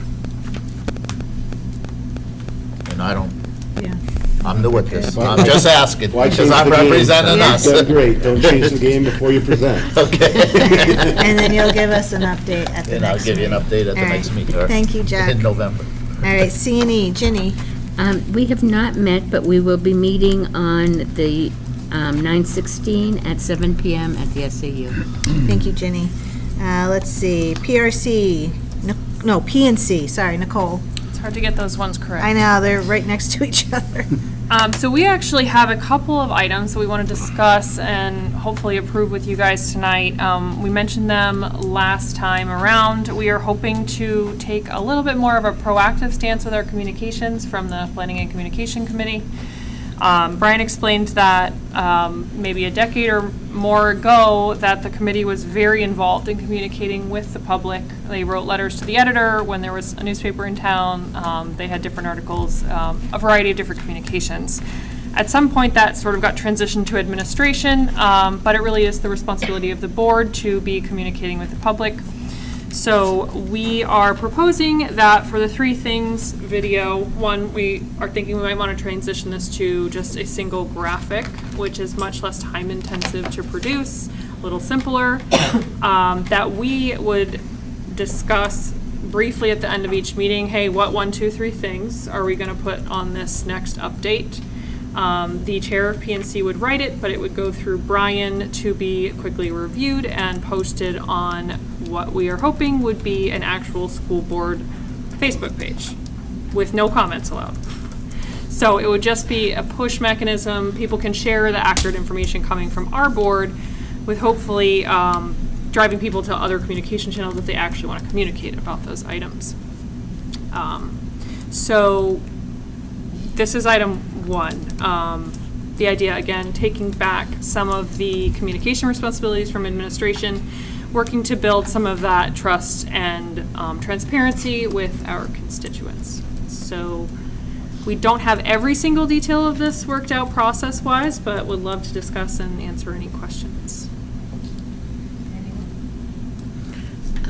Not about that, Nicole, but I think I remember from our retreat talking about having each of the schools' newsletter being sent to our boxes. Is that something, did I make that up, or was that something you probably did not make it up, and I will follow up on that for you. Yeah, We'll we follow used up. to. Can we Yeah. put that, we can Yeah, connect to absolutely. the principals would probably have to manually enter you, but we They can will. do that with all board members if you would like to receive those. Yeah, I just think it would be good information that would. Thank you, Wendy. Yep. On that note, it could be somewhere where we decide to share some of this information as well. They got great puzzles on the Bartlett one. I can actually do those. All right, Well, Nicole, you want to move on? then? Yeah, well, so we are looking for an approval on that. Do we feel like we need an official, vote, or are you guys good with this? To do a graphic and at the end of the meeting? Yeah, so it's gonna replace the three things video. We're gonna turn it into a graphic instead. We will take a quick, hey, what 3 things at the end of the meeting? And it will be drafted by PNC, but go through Brian for posting. How's everybody feel about that? Sounds good to me. All right. Give it a shot, see how it goes. Okay. I'm seeing, yeah, go ahead, Jack. Just to, when she says we, meaning the whole board, obviously. Yep. Pick the 3 things. Yep. Yes. Okay. We can try it. Alrighty, so the next one then, I did mention as well last week, was that we are talking about doing a series of videos that touch on something that the public should probably learn more about. So, how the budget process works, how public comment works. We haven't got much further than that because we're only piloting 3 this year. But the idea is a quick couple of minutes, probably in a graphic format rather than any talking heads or whatnot. Work with GTV and administration to make sure we have all the details right, but proactively share that stuff with the community as well, so that we can start creating sort of a library of useful resources coming from the board. So, any comments or questions about that? Just to add a little bit more, the thought is that these pieces would be timely for the community to better understand how our whole board works. And with the budget, I think this is something we've seen over the years, that it's complicated. It's very complicated, but there's some key points that the community could probably benefit from understanding. So do a very simple, short, 2-minute max. Back to basics. Yeah. All right, and number 3? It was just 2, but we had the 3 things video, so. There was 3. So those were the 2 things. If you guys are okay with that, we will move forward with starting some of those projects. So with the top 3, is there a way of corralling us? Because I could see that potentially turning into a very long-winded conversation if we all don't agree. Like, do you have a way of? I think, I know the way that Brian did it, and we used to do it, is like during Is the Brian meeting, did it's it. like, I've got it right now, I've got one thing that we might want to cover. Okay. So I think that at the end of the meeting, before we adjourn, we got to hold Dan off, that we just say, okay, here are the 3 things, do you all agree that these are the 3 things we should talk about? Okay. And it's a graphic, it's not talking. It's No, just I know, that- I yeah. could see all 9 of us going, well, I want this, and I want that, and then we're like 20 minutes, half hour talking about it. I like the Yeah, idea. I don't wanna get to just that want to either. try to. That's why I just did it. Try to corral it a little bit, but we could try it. Well, maybe what we could do then is have, I could keep notes and maybe make a recommendation of 3 versus asking everybody. We on the to- PNC could do the recommendations. Go ahead, Dan. So if I set a timer on, how many seconds, I'll go for maybe a minute, do we have to discuss that issue of how many 3 things? So after 3 minutes, we shut it down and we adjourn? I think that's, Yeah. maybe Can we 5, do but it yeah, in not 2? long. You're going up, How I'm going many down. agenda items are there? It's not like we're inventing this. I know. It's just like, okay, what are the 3 main? Well, and it's the top 3 things. Yeah. Right. So, all right. 3 minutes is Trial and Give error. it a maybe try, see how it excessive. goes. Yeah. If we don't try, we won't know. All right, so we'll do it tonight. All right, so is that it for PNC? Yes, that is it. Our next meeting actually is not until November 4th. It'll be before this meeting, 6 PM in the library. Okay. All right, policy review, Shane. Policy Review Committee has not met yet this school year. We will meet next Monday, which is September 16th, 2024, at 5:30 PM at the SAU office. Great, thank you, Shane. Technology Committee, Dan. Technology Committee is also meeting next week, and it would be a committee, subcommittee of 3. Oh, I'm so excited. We are going to meet at the SAU at 4 o'clock in the afternoon. Thank you. All right, Superintendent's report, Brian. Thank you. So Ginny already mentioned this, but I'd like to extend my deepest condolences to the Surratt family. Was actually, Mrs. Kohler and I were in Mrs. Surratt's classroom on Wednesday afternoon with Bev, and had the chance to talk to her, and she talked about her mom and what was going on with her. So Sarah served 2 terms on this board, and she also filled in as an appointed member for a 3rd term. So this is someone who gave a lot of their life to this school district. We had a public comment asking about the book ban update, so I wanted to provide the board with an update on that. So we had a petitioner who requested 3 books to be removed from the Goffstown High School library. I responded to the petitioner on August 21st. By policy, that appeal can come to this board, so I'm not going to share very much about it, except to let you know of the 3 books that were presented to me. The library media specialist from Goffstown High School, you may have noticed, had been busy doing some cleaning of the collection. She actually removed over 5,000 items from this library that included media, film strips, outdated textbooks, medical books, and she also included books that had not been checked out. So her process went forward. 2 of the books that I was asked to weigh in on were removed from the collection by the library media specialist because they had not had activity. The 3rd book, I did respond to the petitioner, and I did not agree with the removal of the book, so that may be coming to you as an appeal. If it does, I'm going to recommend a process. The policy does not have a process for how the board would hear said request. So if, in fact, you're going to have an appeal to you, I will bring a process that I would ask you to approve prior to the hearing or the petition. So that's that. And then I also wanted to give some safety updates. So again, had a lot of public comment this evening with respect to the lock project. So I wanted to give some updates. I'm actually going to do something a little unique. So the board has been given a number of non-public updates, including at the end of last school year. The board is going to be meeting in non-public this evening, at the end of this meeting.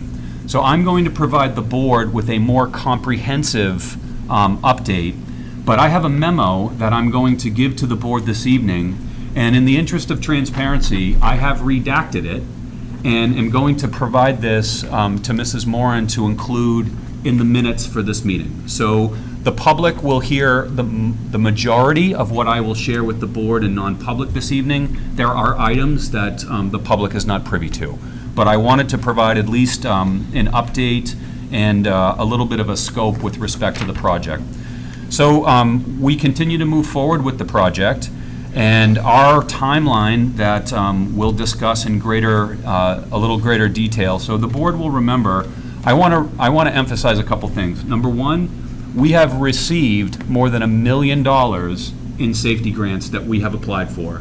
The round that we're just finishing now, for the last 2 rounds of safety grants, was $520,000.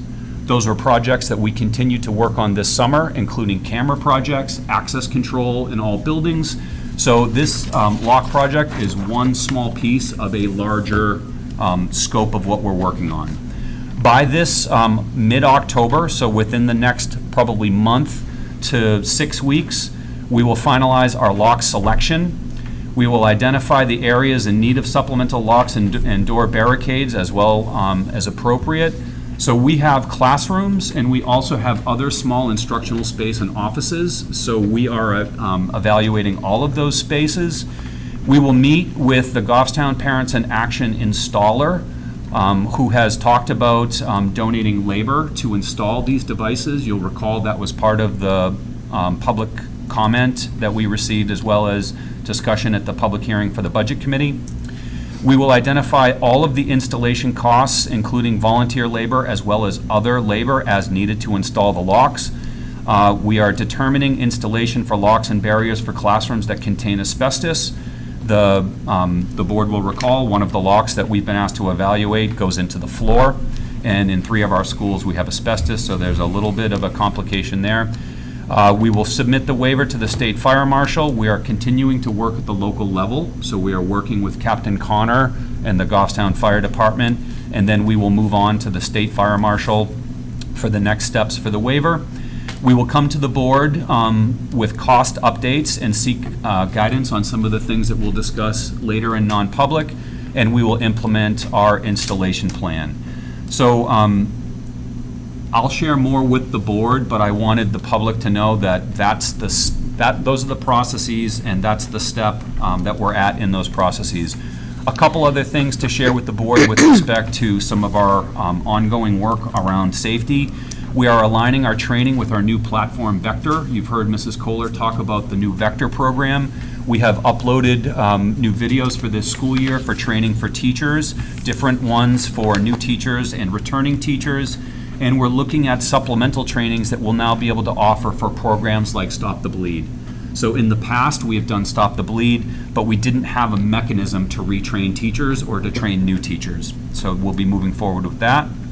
All of our staff are required to take incident command training through FEMA. This is the 2nd year that we are requiring that. That is one of the recommendations from the School Safety Task Force. And we have also submitted a Title IV grant to focus on threat assessment. So we talk a lot about the hardening of schools. So this is things like access control, the ability for bad actors to get into the school setting. We also have to think about threats from within. And one of the things that we are focusing on this year is we submitted a Title IV grant, Mrs. Kohler wrote this, to move forward with threat assessment tools and resources from the National Association of Behavioral Intervention and Threat Assessment. So right now, if we have threats about students, we don't have any research-based norm-referenced assessment tools to evaluate how big of a risk a student might be. This platform provides that. So we're moving forward with that, and the board is aware of cybersecurity work that is ongoing. So I am going to include this memo. There's more information on it, but it really kind of gives a fair amount of information to the public about the project. And then you'll see there are big parts that are blacked out. The general public doesn't get to know that. So I certainly didn't need to provide this. In sharing my memo with Mr. Gross we talked about that this might be one that the general public would be interested in more information, so I've taken a slightly different approach this evening, and I hope that's okay with the board.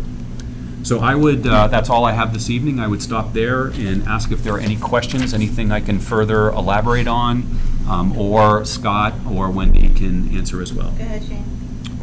The threat assessment tool you mentioned, is that the Nabita one we Nabita. discussed? Okay, thank Yes. you. So, Shane, you're probably familiar with that because Exeter is an early adopter of that platform. So the Exeter School District has been using this platform for many years. I wasn't going to get into this much detail, but since you mentioned it, we met with them. They invited us. We went to one of their meetings last year and watched the internal process of how they evaluate threats using these tools. Mrs. Kohler can speak more. She's been involved, but we've been speaking with Chris Andruski, who is the assistant superintendent who oversees this project. And Exeter was recognized through Nabita that they presented at their national conference this year. So we know we have a strong partner with the Exeter School District. Great. Brian, if I also may add, so beyond getting the tools, it's the professional development that goes with the tools so that your staff knows how to use them effectively. And that's a big part of what we applied for with the grant as well, is so that we're able to get not only the tools, but all the professional development that goes along with it. So I just share that there are a lot of safety-related projects that are that we're working on. The general public wouldn't necessarily know that, so I want to give everyone my assurance the locks will be installed. But I do want people to realize that installing these locks is going to take some time. There's a process to this that includes evaluation by the local fire department as well as involving the state fire marshal. So this is going to take a little bit of time, but we have continued to move forward with this project. Thank you, Brian. Thank you. Any questions? Right, yeah. Go ahead, Jenny.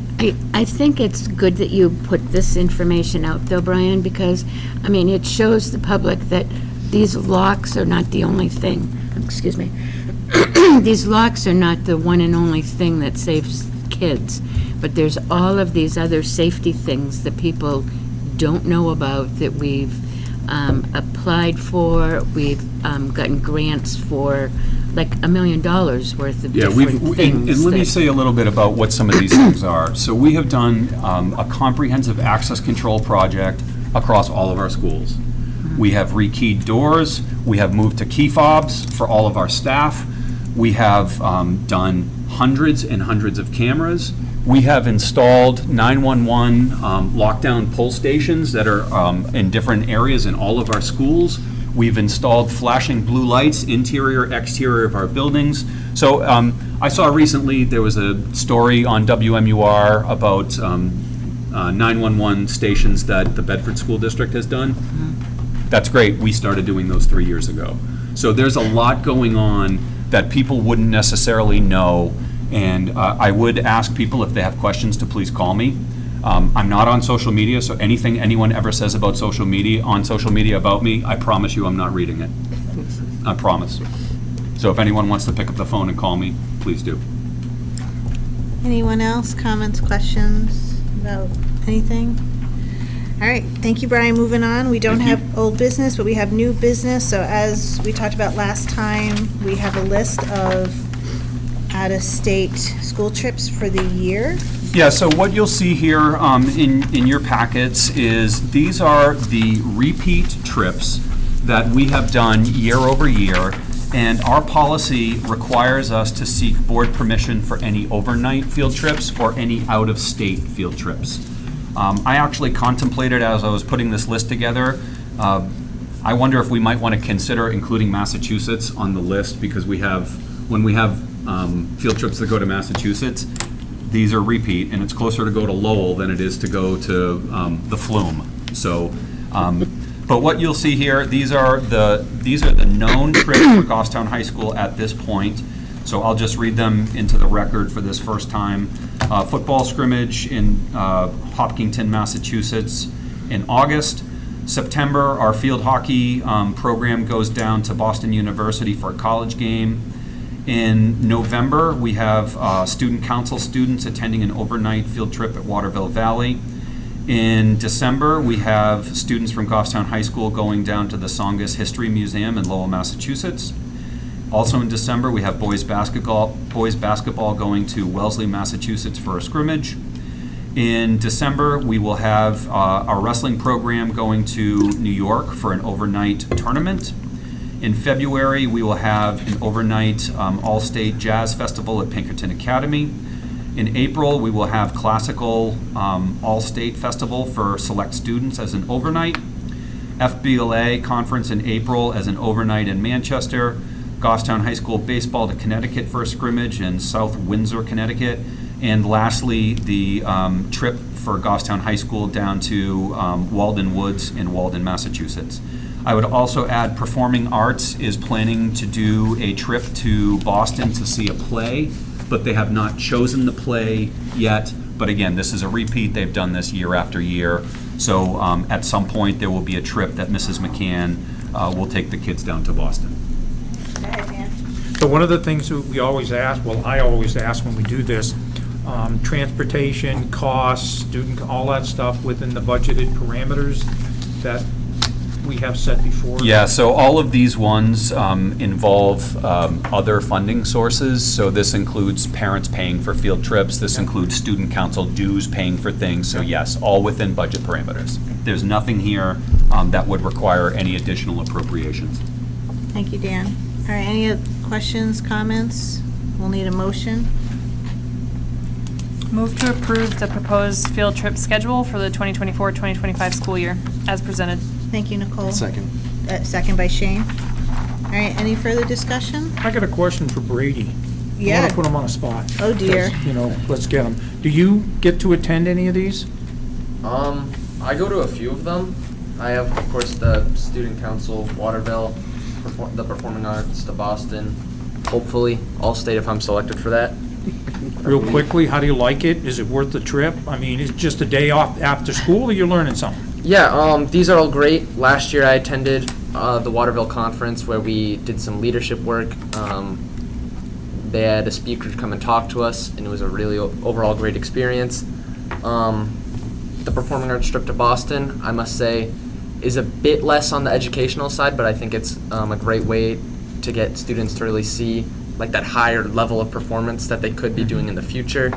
And then like with the All-State Festival, that's really just acknowledging some of our like state recognized students and just their achievements in the field of music. Cool, thank you. Good? Yes, thank you. All right, so we have a motion, we have a second. Any further discussion? Okay, seeing none, all those in favor say aye. Aye. Opposed, abstaining, we're unanimous. Thank you. All right, you're welcome. Staffing. So on the staffing sheet this evening, we have a few notifications. Teacher assignment change, partial teacher transfer, a long-term substitute, and a student teacher. So those are notifications only for your approval. This one will take a discussion in non-public this evening, but we are bringing forth the nomination for Michelle Roy as our administrative assistant supervisor. I would ask you to hold off on that nomination until more information can be discussed in non-public. And then we have co-curricular and non-sports nominations. And I would point out that a few of these on the right-hand side show as pilot. So when we talked about that waiting period of time when programs are new and they're not eligible for a stipend, that would be what we're talking about. So 4 of these are identified as that as pilots. And then co-curricular sports nominations, we've got 1, 2, 3, 4 as well. So these were some coaches that we were just hiring at the end, as well as a season that might not be starting just yet. Awesome. Did Bass Fishing get their boat? I was just going to ask that. The boats are all volunteer boats. So there is no Goffstown High School boat. Spoiler alert: we're not out, water skiing on Glen Lake. No budget transfer? No. Yeah. But this is a great example of the community coming forward, where people have boats that they have their captain's license and they volunteer. So. I was just hoping they were going to be able to do it. Yeah. Yeah, I saw that as well, that they're looking, so this might be a good Looking for a format boat. to say, hey, if the community has a bass fishing boat that they want to captain for this program, Yeah. They have we're a in need. coach, right? And I think we would certainly welcome that, so if there's anybody that has that type of equipment and experience, we would welcome that. But I think that the fishing people also have boats and captains lined up, so if we don't have somebody local, I think that the NHIAA has a few boat They people. do, okay, good. Retta, you had your hand up. Yeah, just a comment. I'd like that you put the pilot in. Yeah. I knew what that meant. I'm wondering if next year you would put a -2, so we know this is. Oh, good idea. that feels really high level. I like the idea In an of that Excel sheet. very much. I like it. All right. I'll make a motion to Thank you, approve you're welcome, the co-curricular non-sports nominations and the co-curricular sports nominations for the 2024-2025 school year as presented. Thank you. Do I have a second? Second. By Nicole. Heather? Yes. I just wanted to, once I get the newsletter, I'll probably know what the snapshots, the hedgehog snapshots are. Is that photo taking? It's like yearbook. It is yearbook Yeah, stuff? it's just a fancy name for yearbook. Thank you. All right, so we have a motion, we have a second. Any further discussion? Okay, seeing none, all those in favor say aye. Aye. Opposed, abstaining, we're unanimous. So one more thing, in terms of staffing, we will discuss, the board will recall at your last meeting, I mentioned that we had been working with our GESS, our Support Staff Association, on a memorandum of understanding for registered behavioral technicians. That has been completed, and I will be presenting that to the board in non-public this evening, and we will be asking for a motion to approve that later. So I do have more in non-public, and we'll share that with the board at that time. Okay, great. And also in your pamphlets is the updated schedule for our meetings. So we do have non-public. Before we go into non-public, do we want to do top three? Go ahead. Before we do this, and I hope I can make this really quick, and I'm hoping it's not too late. So I learned a lot about the lunch program and a lot from all of the feedback tonight. I think there's a lot of things we don't know, but I'm just feeling a little bit uncomfortable that we maybe haven't resolved the issue, and I'm wondering if we might entertain, given that it's a small number of families with a large amount of money, I'm very concerned that there is an issue. And we have somebody that has the money and is willing to pay that. Are we willing to have the debt canceled out and that we, as a board, can figure out, do we need to change the policy? Why is this happening? So I don't want to drag this out, but I just feel like we have an opportunity to make a decision or a non-decision, so I kind of turned it over to you, and you can say, no, it's too late, but I just want to put that out there. Well, we did talk a lot about it. Is anybody, we already sent one to small claims. The others, they're trying to still work with. We just redid the policy last year. Megan did it with Scott. I guess the question is, do you just keep forgetting the debt every year? If that's what you want in the policy, then that's gonna have to be figured out with taxes and budget and everything. Because remember, the food is a self-sustaining. So if they're in deficit, then we have to help them. So this is a very challenging discussion. We could spend hours, and I think at this time, we did talk a lot about it tonight. I don't know what more we can do at this point, because stuff has already started. Megan and Scott and Brian will still be trying to reach out to the other people.